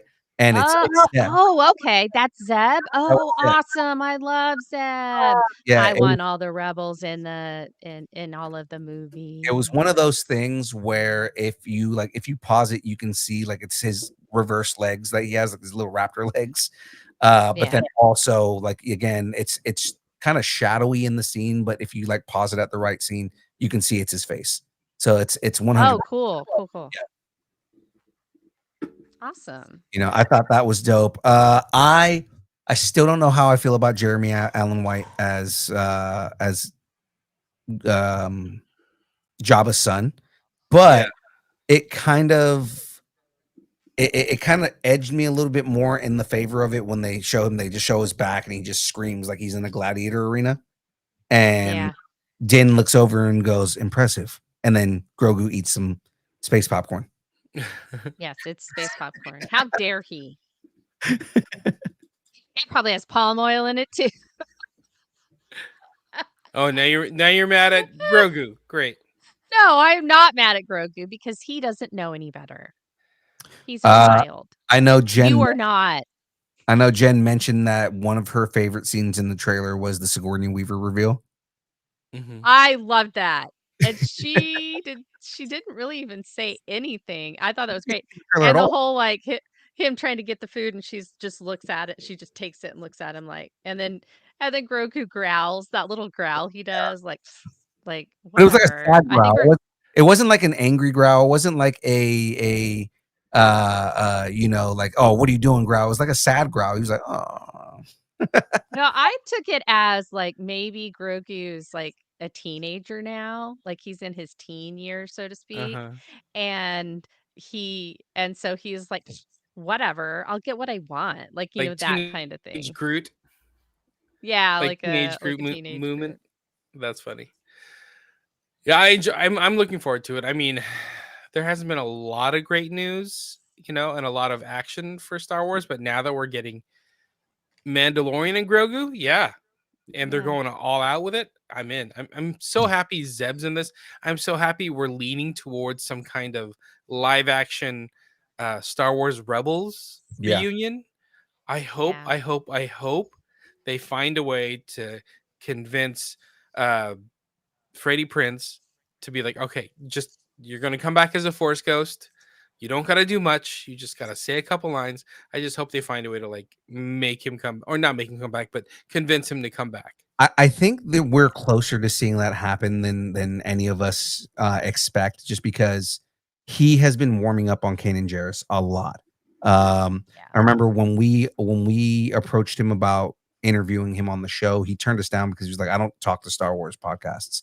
And it was funny because me and James were like, we don't want to talk about Star Wars, we want to talk about wrestling, because he's the big like wrestling guy, right? But it was just like, he's involved in wrestling pretty heavily, and we were just like, no. It was like right at the moment where like he was coming out on a lot of wrestling podcasts, so we were like, we want to interview him about wrestling, and he was like, nope, I don't do Star Wars podcasts. I'm like, no, damn it, damn our nerdiness. The one time my fandom failed me. We were too nerdy for him. But I mean, he famously said that he didn't like doing Star Wars anything because of how toxic the fans were. And, he's been getting a lot of love lately, as far as like, Kanan Jarrus and the way that people feel about Kanan Jarrus. And he's been doing more stuff. I think he recorded a line as Kanan Jarrus recently. So it's like, it's kind of a big deal. I think he appeared at a Star Wars convention recently too. So like, Also, he has children now that are old enough to appreciate the wonderfulness that is Star Wars, and to be like, my dad's in Star Wars. So he's got cool dad points now too. I think it's also just he's seeing that there's more love for Kanan out there than he thought initially that there was. Yeah, you have a lot of these toxic fans online that are going to sit there and complain about things, but it's like Kanan Jarrus is an amazing character. I mean, I've always vocally been a huge Rom Coda fan, and Kanan Jarrus is the closest thing I got in canon to Rom Coda. So yeah, I really liked how they did Kanan, because I just feel like he had so many parts of Qui-Gon and so many parts of Obi-Wan in him, but yeah, he like had that balance where they didn't. And I think it really made Ezra a better man, not yeah, just a Jedi, but a man. yeah. So I thought I have a soft spot for Kanan. I love the Rebels. They're amazing. I'd be happy to see either something involved with Kanan in the Mandalorian and Grogu, and especially with like Zeb being in part of this. Like, we know that more. We do know that that Ezra is back in on that side of the universe because he stowed away on the ship. But also, we are going to be getting Ahsoka season 2 pretty soon, and that's not to say that we won't get Kanan Jarrus in Ahsoka season 2. I think Yeah. I think Kanan Jarrus is getting the same resurgent love that Anakin is getting. Everybody loves a Jedi, just not when they first come out. Yeah. I'm excited for Mando. Just to bring it back, Mando and Grogu. We're only 8 months away, so if we're getting the first trailer now, there was like a trailer like somewhere else, Mhm. like maybe it was like Mm, footage from like SDCC or something like that, where maybe. it was Mando fighting a bunch of troopers or something like that, and everybody's thinking it was within one of the AT-ATs that blew up, and fell over on that cliffside. Oh my god! And that is probably one of the most epic AT-AT scenes we've seen since Yeah, Empire. Mm-hmm. yeah, exactly. Yeah. Yeah, so we Yeah. got I like was 8 like, months. I'm excited. oh, I love how it's very like the trailer was set up and the poster that they've got out also does this very like old matinee theater Mhm. type, like that old like 50s style, 40s style, which is where Lucas got the scroll from in the beginning of the films. Was that old Mhm. like matinee type theater experience. And so I loved that. I loved how it had that feel. It also had that like Indiana Jones vibe too, Very. where the way they cut it and it cut from one place to another and to another with like very little segue. It was just, and then this is happening, and then this is happening, and here's a new star, and this is going on, and so it was really, I thought it was very cool and meta, Yeah. bringing it back to original Lucas form. I think that, yeah, I mean that poster was definitely evoking those original 1970s posters that Star Wars originally had. Yeah. And that, and to agree with you on the Indiana Jones thing, I think the way that they did the logo looks very Indiana Jones. Yeah, definitely. It is definitely that like adventure, we're Mhm. adventurers kind of feel about it. I think, what did I say that the poster, it was like Lawrence of Arabia meets Yeah. Blade Runner. Like Yeah. it Yeah. had that feel. Yeah. So Like the I was just font like, that they that's so used, cool. the font that they use is very like cross between Star Wars and Indiana Jones. Like it's just got that kind of like Mhm. epicness to it. Very Lucasfilm. Yeah. Like it really had that Lucasfilm stamp on it, and I loved it. Like the little nostalgic kid in me was like the whole time. Yeah. So I'm on board. I want to see it tomorrow. Let's make this happen. Same. I'm ready to get more of this. They did at the very beginning of the trailer, you do see Din just wrecking a bunch of dudes, just like, it's you're taking back that form of like the hand-to-hand combat that he was like really good at Yeah. in season 1. So, I'm very excited for all of this. And then I love that he fights them and then all of a sudden Grogu just jumps onto his shoulder. Yeah, that was so amazing. I Yeah, was like, look at this. Look at you, little baby Yoda, little, doing Yoda things. little baby. So yeah, I'm I'm excited. I'm very excited for this. And I don't want to keep beating a dead horse here. From box All right. office battles to brick-built Skywalker reunions, we've crunched the bytes and decoded the downloads. Now let's talk cosplay panels. And where do we find us in real life? It's time for your Geekend update.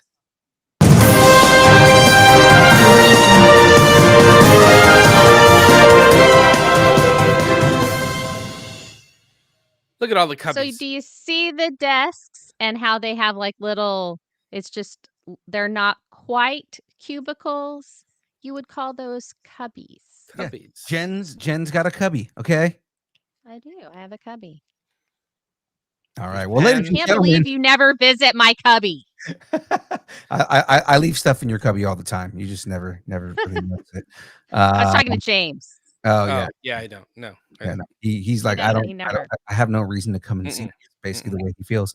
Well, ladies and gentlemen, this weekend we did a whole bunch of con goodness, and here to talk about the con experience and both the shows that were where they helped us out at both of these shows this weekend. Ladies and gentlemen, please welcome back to the program the DeLong Family Cosplay. Welcome, welcome. We're all together, actually. We did some splitting up this weekend. Yeah. Yeah. So Anna, sad. Anna Medford. We're going to talk about Anna Medford first, because it was the 2-day event. Went up to Medford, Oregon this weekend, and we got our Comic-Con on, and guys, it was a good time. We had a lot of fun. It was a lot of really good vendors. Of course, the celebrity guests that were there. The stage was so much fun.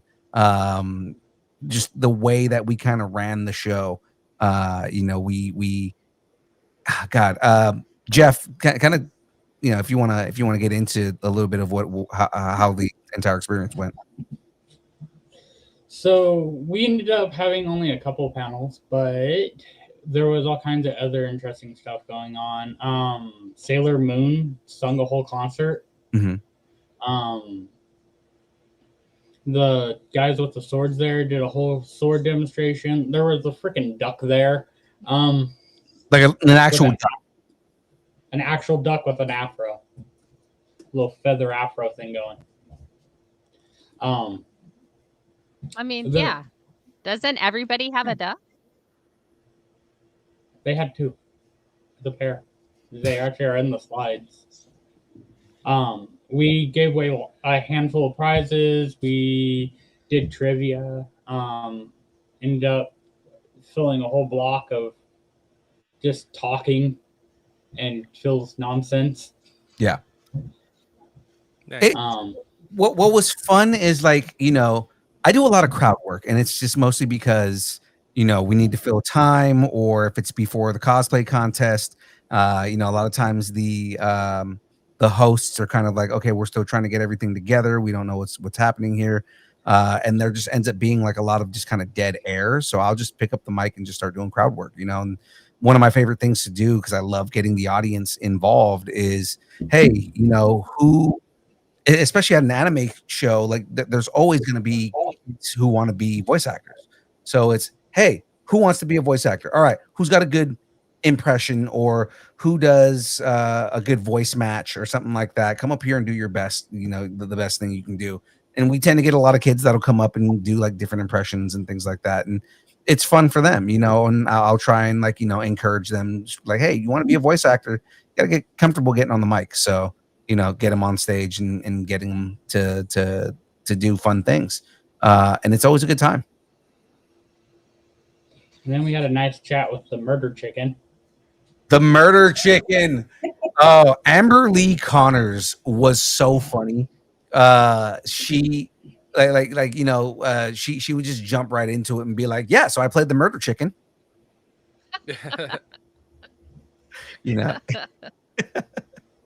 So she's hilarious. From Five Nights at Freddy's. Well, she's from a lot of anime, man. Like, right. She was in Dan to Dan. She was in she, to the extent. Wait, who does she play in Dan to Dan? Who did she play? It starts with an A. Oh, that's cool. Husby loves Dan to Dan.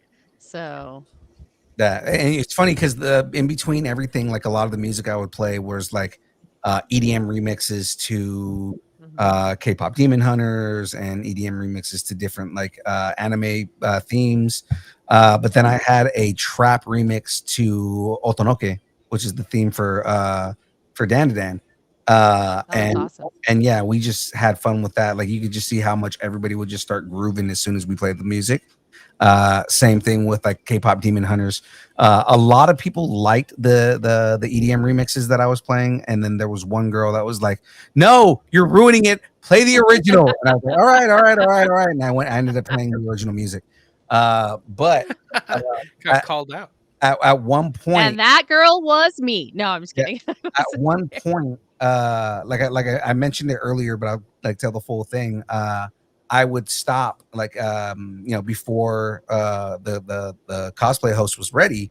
I would say, "All right, let's do this, right? Who likes K-pop Demon Hunters?" And you everybody gets excited. All right, where are my Huntrix fans at? Everybody gets. At first, people were just kind of like, I was like, "Oh, that's it? All right, where are my Saja Boy fans at?" And you can see them just get loud. I was like, "One more time, where are the Huntrix fans at?" And then they get loud and they start catching on that I'm trying to figure out, who's got the bigger fan base in the building, right? And the Saja Boys won out like hard. There were definitely a lot more Saja Boy fans than there were Huntrix fans in there. To the point, some people were in there dressed up as Grim Reapers. Oh, wow. Yeah. On Saturday at one point, because we weren't really getting much interaction, I start yelling out into the main show, and I'm just like, the first person who is dressed up as somebody from Huntrix gets here, and I have a prize for you, right? And you start seeing a couple people that are just like, oh, whatever. I was like, all right, specifically, I want a roomie to get over here. If the first person dressed as roomie to get over here gets a prize. Not unfortunately, but the first person that got to me was a Zoe. Oh. And I brought a couple of those Lego kits with me, so I gave her this 12-in-1 Lego kit that I brought, and she seemed kind of happy. But then after that, the entire, like, these girls right there that were just on screen, the whole group of K-pop demon hunters show up, right? Like the entire Yeah. Huntress group shows up, wearing the golden gear, and I'm like, ah, shit! I just gave away a prize to a Zoe. So I was like, oh, we got to do something. And Jeff brought a Millennium Falcon mini kit.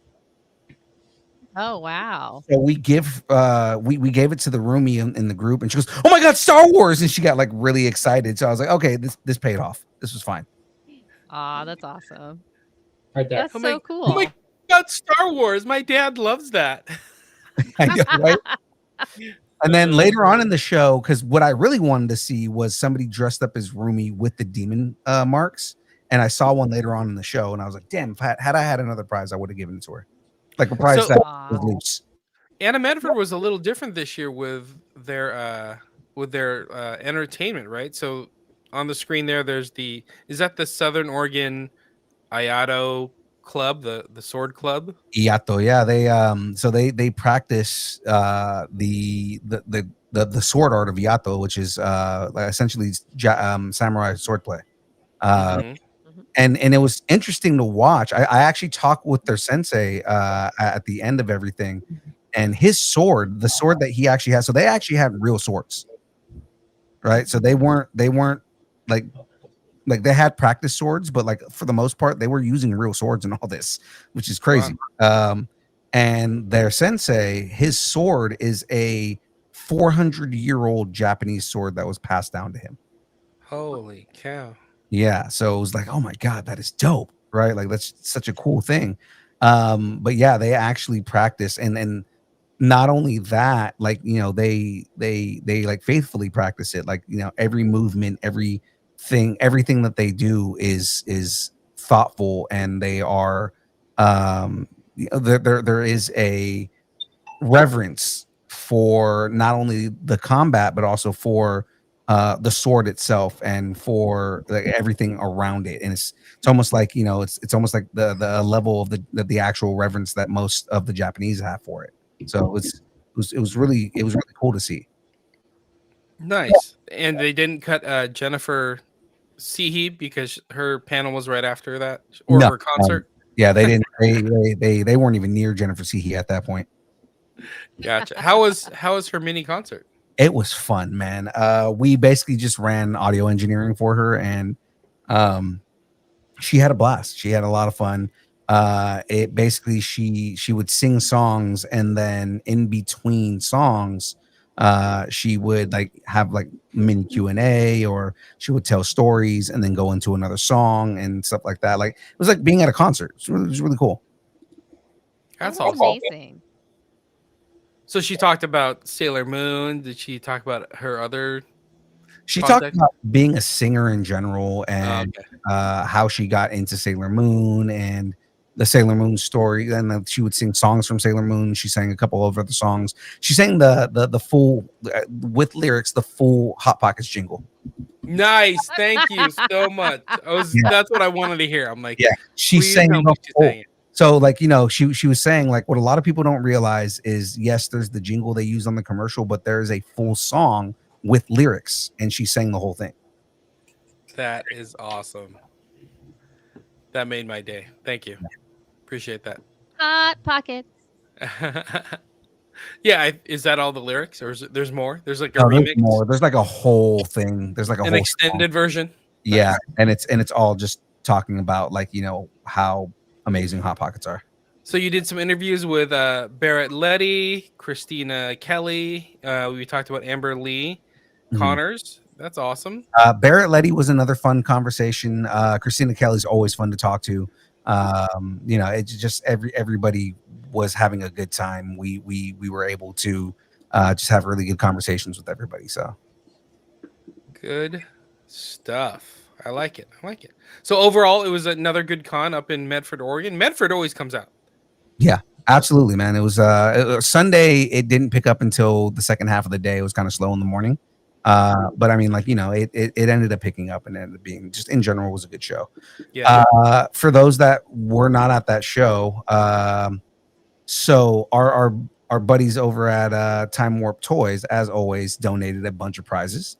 And one of the prizes that they gave us that I was somewhat upset that I had to give away was a first generation, first run, first edition holographic Charizard card. Wow. Graded. Wow. Now it was only a grade 5, so it wasn't like like the most amazing grade, but that's still worth like $250. Wow. Shout out to Time Warp. They're so cool. Super cool. Yeah. So I ended up giving that away. The question that I gave, so it was, what Pokemon is the only Pokemon that can use transform? I have no idea. Well, so it starts, we start going, we had about 3 people who didn't get it. And I was like, oh man, this seems like a good question. And like the 4th guy comes up, and I should have known immediately, but the 4th guy comes up and he goes, Ditto. And I'm like, God damn it. And then he proceeds to give me fun facts about Ditto and his derp face. And I'm like, I should have chose a different, harder question. Well, maybe he's just like Adrian, and he just knows a lot about Ditto. Like Adrian knows about manta rays. Like the whole thing was in the back of my mind when I saw him get in line, I was like, he's gonna know the answer. And he did because he's really good at trivia. I've seen this guy a couple times. He goes to every show. And I was just like, oh man, he's gonna know the answer, because every time he gets up and gets in line, it's usually because he knows the answer to something. Yeah, that's awesome though. Look, well, I'm glad to give away things. I'm glad it was another good con in the Medford, Oregon area. Shout out to Medford they do 2 cons in Medford area a year, and I haven't been to one where there wasn't a good turnout. And so shout out to Medford and all that community that they're building up there for coming out. So that's awesome.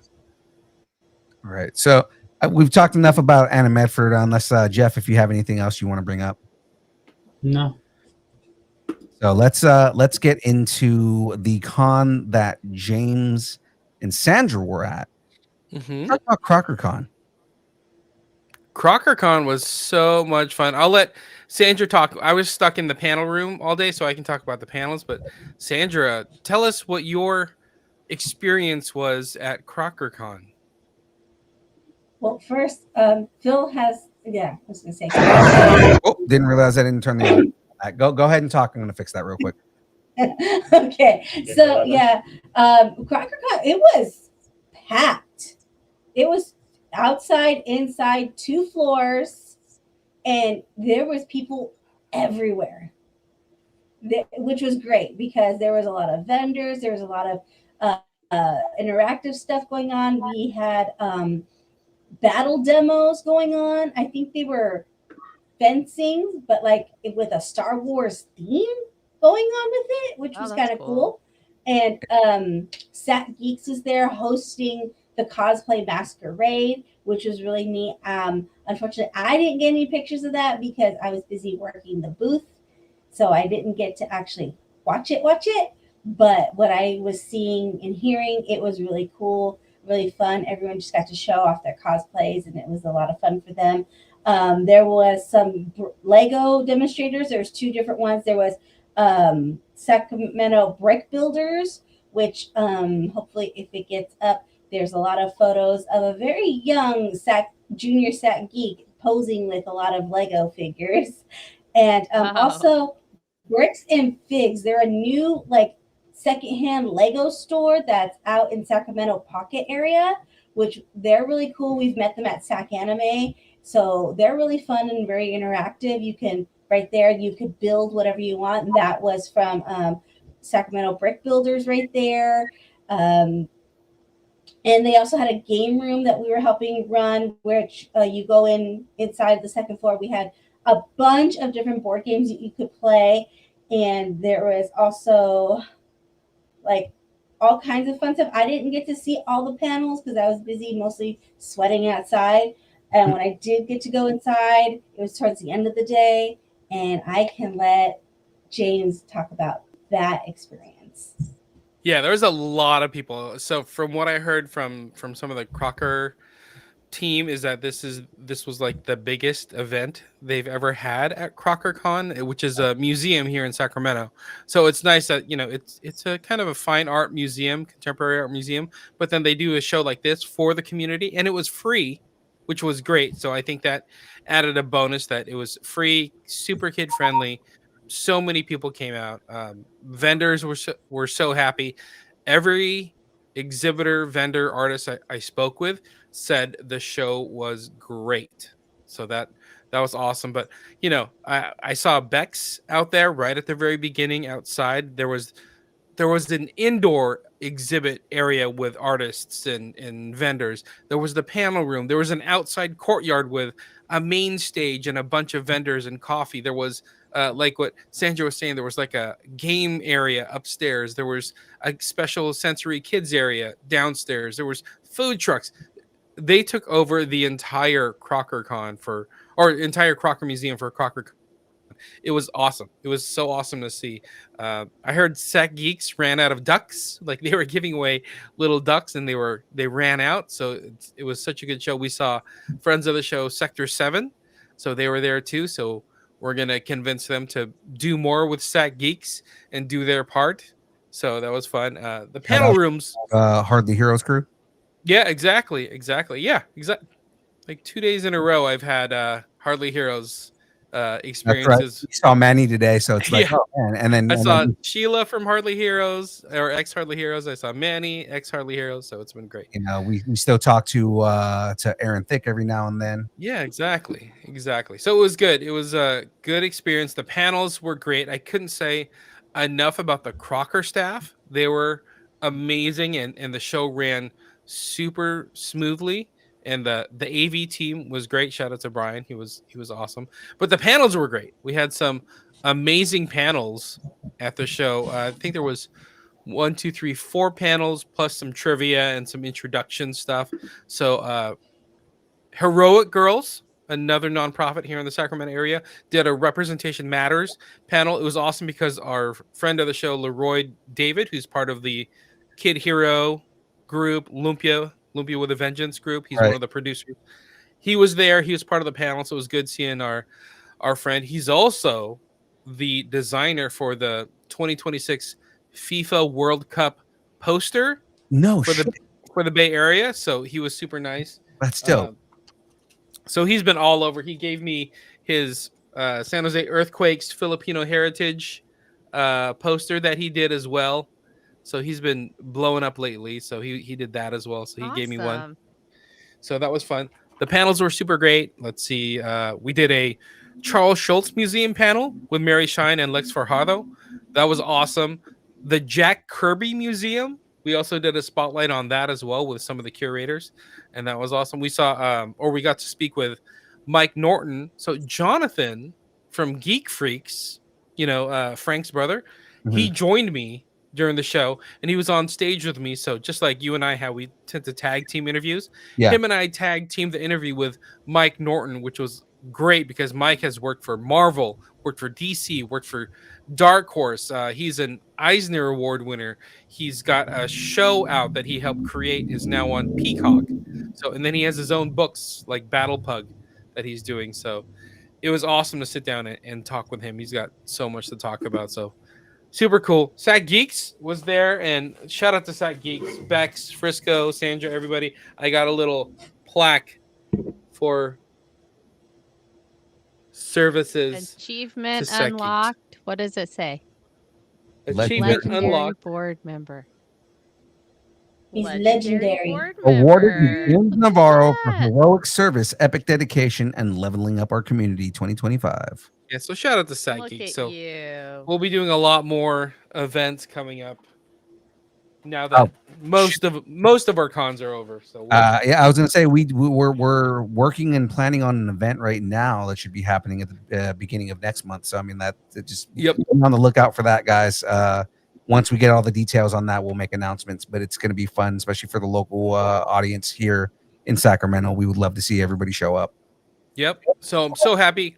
I'm so glad CrockerCon asked us to come back and host. I'll do it again in a heartbeat. Yeah. And I can't wait to see what happens next year. We talked about growing. We talked about expanding the times, maybe 2 days, maybe more. And they're like, just wait. We got stuff planning. So we're excited for more CrockerCon. Love it. Love it.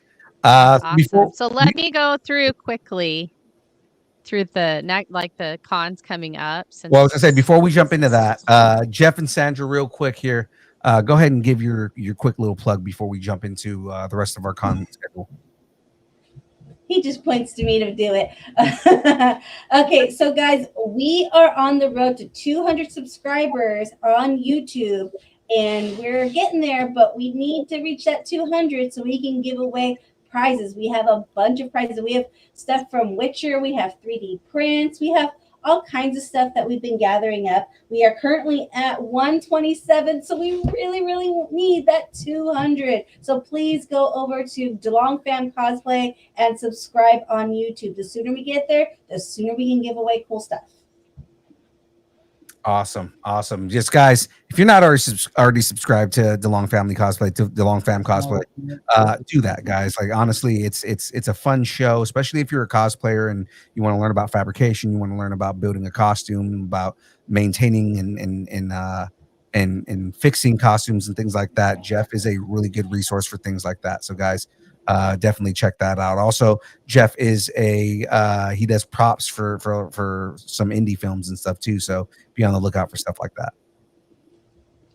Yeah, I mean, even if you're just getting into cosplay, it really is great because they'll teach you the tricks to help you not have the frustrations that they had to go through because they solved them already. So watching them leads to less frustration. It's almost a trip watching Jeff's mind turn when he runs into a problem, because like, you know what? Let's do this. And then he'll like figure something out and it's like, holy shit, he fixed that like really quickly. Okay, sometimes you just like to stand back and just watch his brain work and just like, okay, you need me to get what? Okay, here you go. Yeah, or it's like when he's building props and he just like sits there and goes, well, I could do this. You know what? I know what I'm doing. And then he'll go and like make something. It's pretty dope watching his process. Just when you guys were going through the rest of the show, me and Bruce sat down and just designed his entire costume for Sinister. Nice. Oh, that's awesome. Just guys, remember, be a maker, not a hater. All right. Tomorrow we're on at 6. Okay. So they're gonna be doing the show at 6 tomorrow. So be sure to check that out, guys.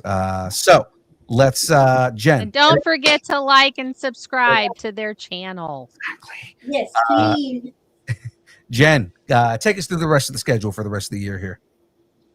So this coming weekend, September 26th through September 28th, LA Comic-Con. Just no, it's LA.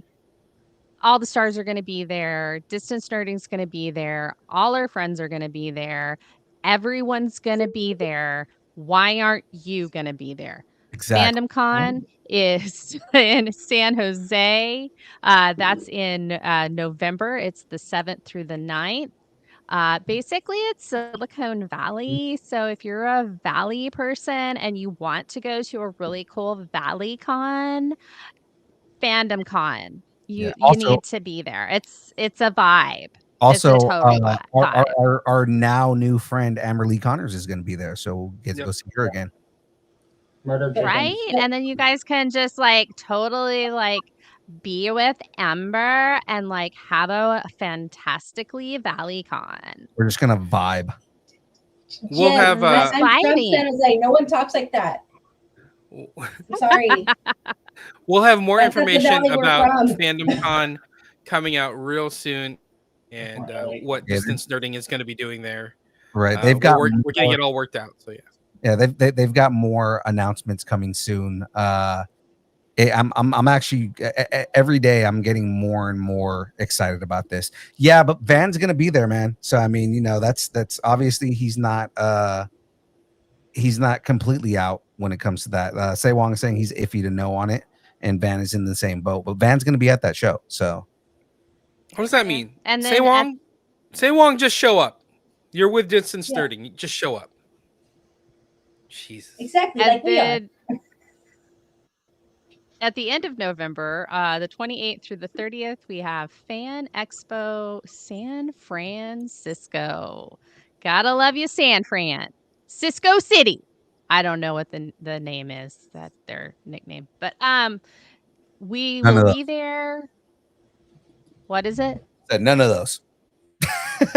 Well, what is it? What is San Francisco's thing? I know it's not rice-a-roni. That's a San Francisco treat, but it's not the thing. The majority of us just call it the city, but I mean, The again, city. yeah, I Oh, guess.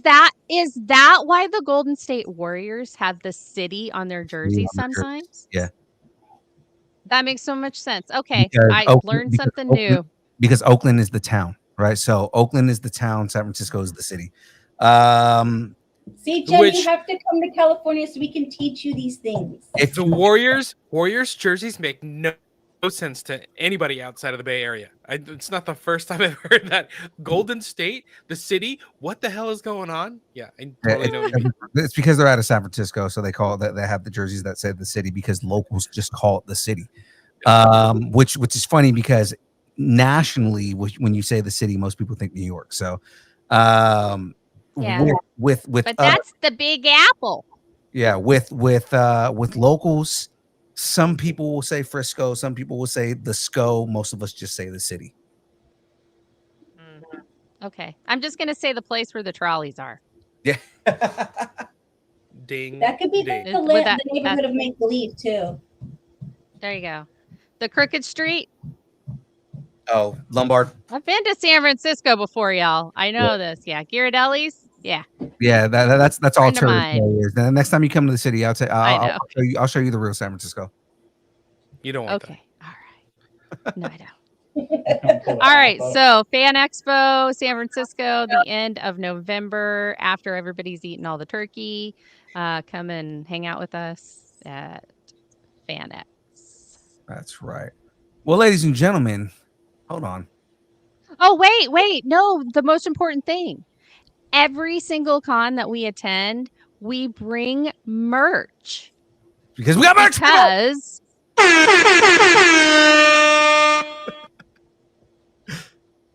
We got merch, people. that. We got and merch. so can people. you. And so can you. Go All you got to ahead. do is DM us at Distance Nerding on Instagram. Let us know which shirt you're looking for. The logo shirt on the left there, the black one, or you can get the character shirt in charcoal. Let us know what sizes, which color you're looking for, how many you're looking for. They're $20, $25 if we got to ship it to you. And then we also have con bags. Oh, con bags. What do you do? I have a con bag. Con bag. Con bags for all your Yay. merch, all your con needs. Get a con bag for $10. $10. Here you go.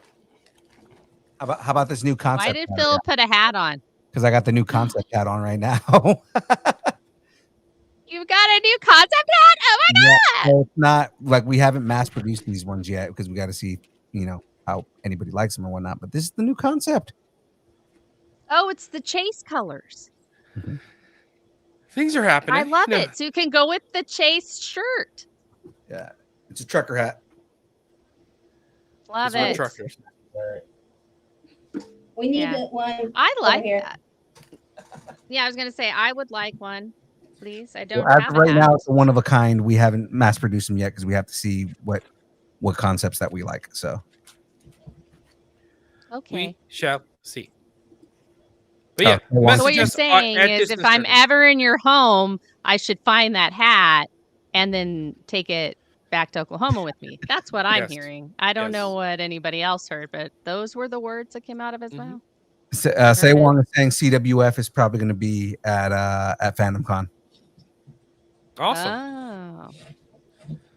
I like it. I like All it. right. Well, that's Ladies and awesome. gentlemen, let's talk about our schedule. So on Tuesdays, the download from 6:30 to 8:30, the show you are watching right now. Of course, the build on Thursdays. This week's guest, because we have a guest this week. If my phone will open up right here, let's go to Thursday. Our guest this week. Oh, Connie Huang. So Connie Huang is is somebody that we met last year at LA Comic Con. She is going to be on again for this show, promoting going into LA Comic Con. So she's an artist. A lot of fun concepts and everything. We're going to kind of just go over her artwork and everything like that. So yeah, James, Awesome. that was one of the people Yay. we went to the bar with afterward. Nice. Yeah, That's that was awesome. and then of course Fridays, the buzzer from 6 to 8. All of the fun, all of the weirdness, every single. It's not 6 to 8. I'm sorry, 6:30 to 8:30. 6:30. We recently moved it. So it's the buzzer where knowing the answers are optional, but laughing at the wrong ones are mandatory, and pissing off Shadu is the goal. Nice. Always. Normally Fridays, but not this Friday, correct? Depends. So I will not be there Friday because we're going to be driving up to LA, but depending on if Graveyard's ear is still broken and Jen is up for it, they may end up doing a show on Friday. So All right. Awesome. Yeah. Yeah. Sorry about last week, guys. TBD. It was, yeah, there was a lot of miscommunication, and we didn't. And Graveyard was in the grave. Yeah, Graveyard has. So if you guys don't know about this already, and he had it on Thursday too, Graveyard has an ear infection or had an ear infection, and it migrated to his other ear, so he was just basically deaf. Yeah. So he was playing hurt. Yeah. And it hurt him. It bit him in the ass or the ear. Kind of did. Cool. So yeah, that's our schedule. Of course, everything is in the standard time. That is the only time it's in Pacific. So there we go. It's actually Pacific daylight time right now. It's Pacific standard. Pacific is the standard. No. You guys just don't understand time zones. We understand one time and zone. daylight savings time. We understand one time understand zone. that process. The only time zone that matters, Pacific. Okay. You keep thinking that. Specifically. All right. Pacifically. Yep. Let me drop this right here. Well, ladies and gentlemen, it is now time for the part of the show that Jen hates the most. Pluggables. Jen, give me your pluggables. Hey guys. You know, I'm digging my hair tonight. That's great. Okay. I am Jennifer, aka Frey Girl, aka Frey Comics. I have my own Frey channel on YouTube called Frey Girl. I also am on Shadu's channel, Shadu. And he's had some changes, so he's got like 3 different channels. When he comes back, I'll let him explain it because I don't know that I understand all of it quite yet. But yeah, so find me on my socials, Frey Comics, Frey Girl, Gal the Corgi. Well, I don't really post on that one anymore since she passed, but Gotham Oracle, yeah, on Instagram, Blue Sky, Threads. I've been on Threads a lot lately. It's kind of cool over there, pretty chill. But yeah, that's me, and I'm on Distance Nerding whenever they'll have me. You act like you're not a co-host on this show, Jen. Calm down. I know. I don't know. Like, it's not like I haven't like gotten my feet all dirty and scarred up the furniture or anything. It's not like we don't throw you at other shows to represent distance nerding. That's true. And then we don't even talk about distance nerding for 20 minutes. That had me dying. Because I'm just sitting there. So We're just like listening and watching. Like I'm listening to the episode, and it's like I had to text Jen after, and it's like, so you realize that there was no introduction to who Jen is for audiences that don't know who Jen is. Yeah. And it just went straight into we're gonna talk, and like halfway through the first mention of distance nerding is, well, I was talking to Phil, your co-host on distance nerding. Like, first time you guys mentioned the show. So it's like any audience. It was funny. Well, like any audience going into that's not immediately looking at the show art because it does say DN featuring Jen from DN. But if you're not going into this and you don't listen to distance nerding at this point, all you hear is who's this random girl that's on the show, and then all of a sudden, who is Jen? Yeah, because he introduced you. He goes, so I'm joined by Jen. How are your thoughts? And I'm like, there's no introduction. Like, is she just some random chick from Threads? What's happening right now? Well, I'll tell you what, it worked because James Gunn liked it. It's not like you liked the DN part, so he liked what Frey had to say. So Jen killed it. So if you have not gone back to listen to that episode, go and listen to that episode. It was a lot of fun. All of the phrasing, all of the phrasiness that is Jen, just all the theories, all the amazing theories. It was great. I had a good time. It was not fun. To say that the week before, James and all the theories that he brought up weren't just. I was on the show too. 2 weeks. I mentioned you. 2 weeks. I was on the show. It's because you said where you were from. Yeah, Dude, come on. You got to be all mysterious. Young Phil, has your episode dropped yet? Not yet. Your episode hasn't even dropped yet. We did record. Like I said, we did record it, and it was a lot of fun. But no, it hasn't dropped yet. Yeah, he's not gonna put it out. There's no top in the Jen episode. Yeah, that's probably true. Okay. So with that, DeLongs, plug one more time. Give us your pluggables. Okay, guys, you can follow us on Facebook, Instagram, Threads, and please subscribe to us on YouTube. We need to get that 200 if you want to win some cool prizes from us. And tomorrow night, we're going on at 6 p.m. Pacific Standard Time. Woo! And you can see Jeff. We're in daylight time. I'm just telling you, we're in daylight time. Pacific Standard Time is Mountain Time right now. We're in the California West Coast Pacific Standard Time because it's standard. Jen, you want to hear what the audience feels about this argument? Ooh, you suck. All right. There we go. No, I don't.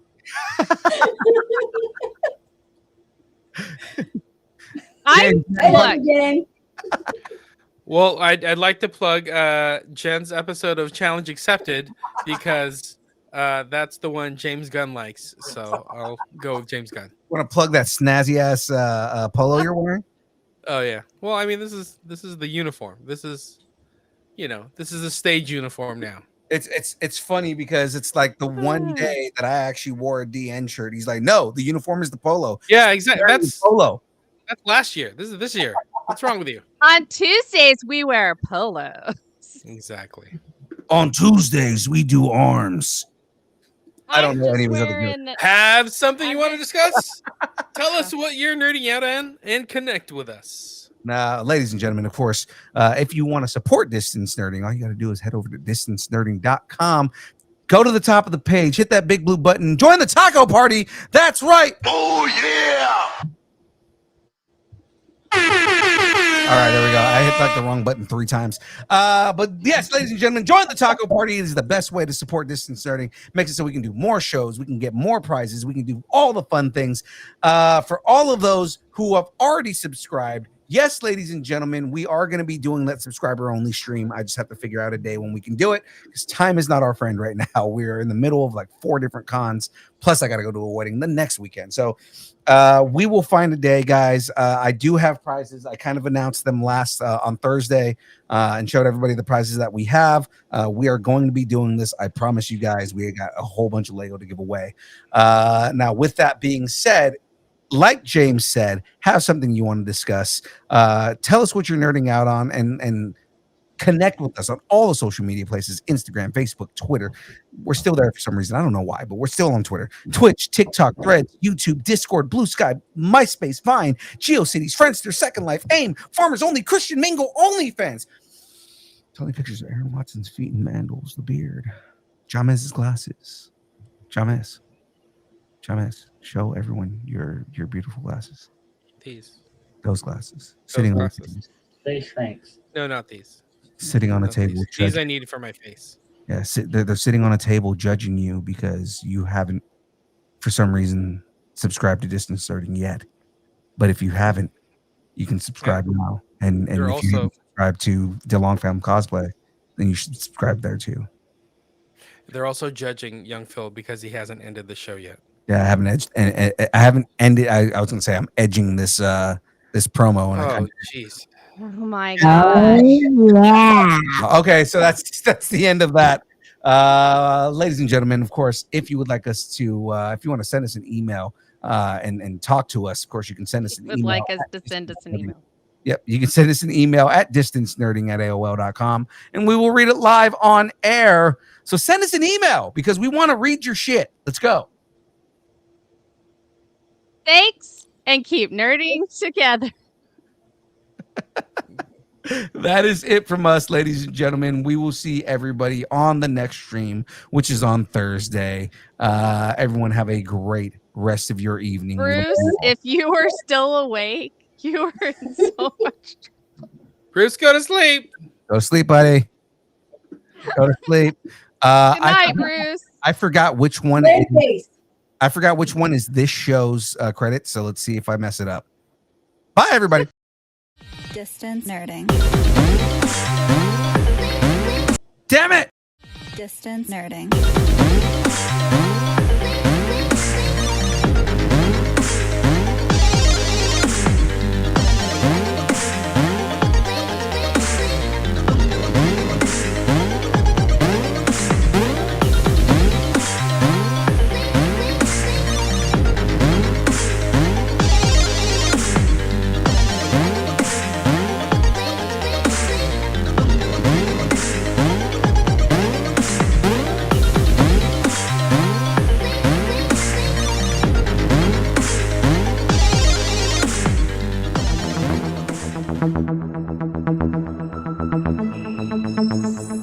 Thank you.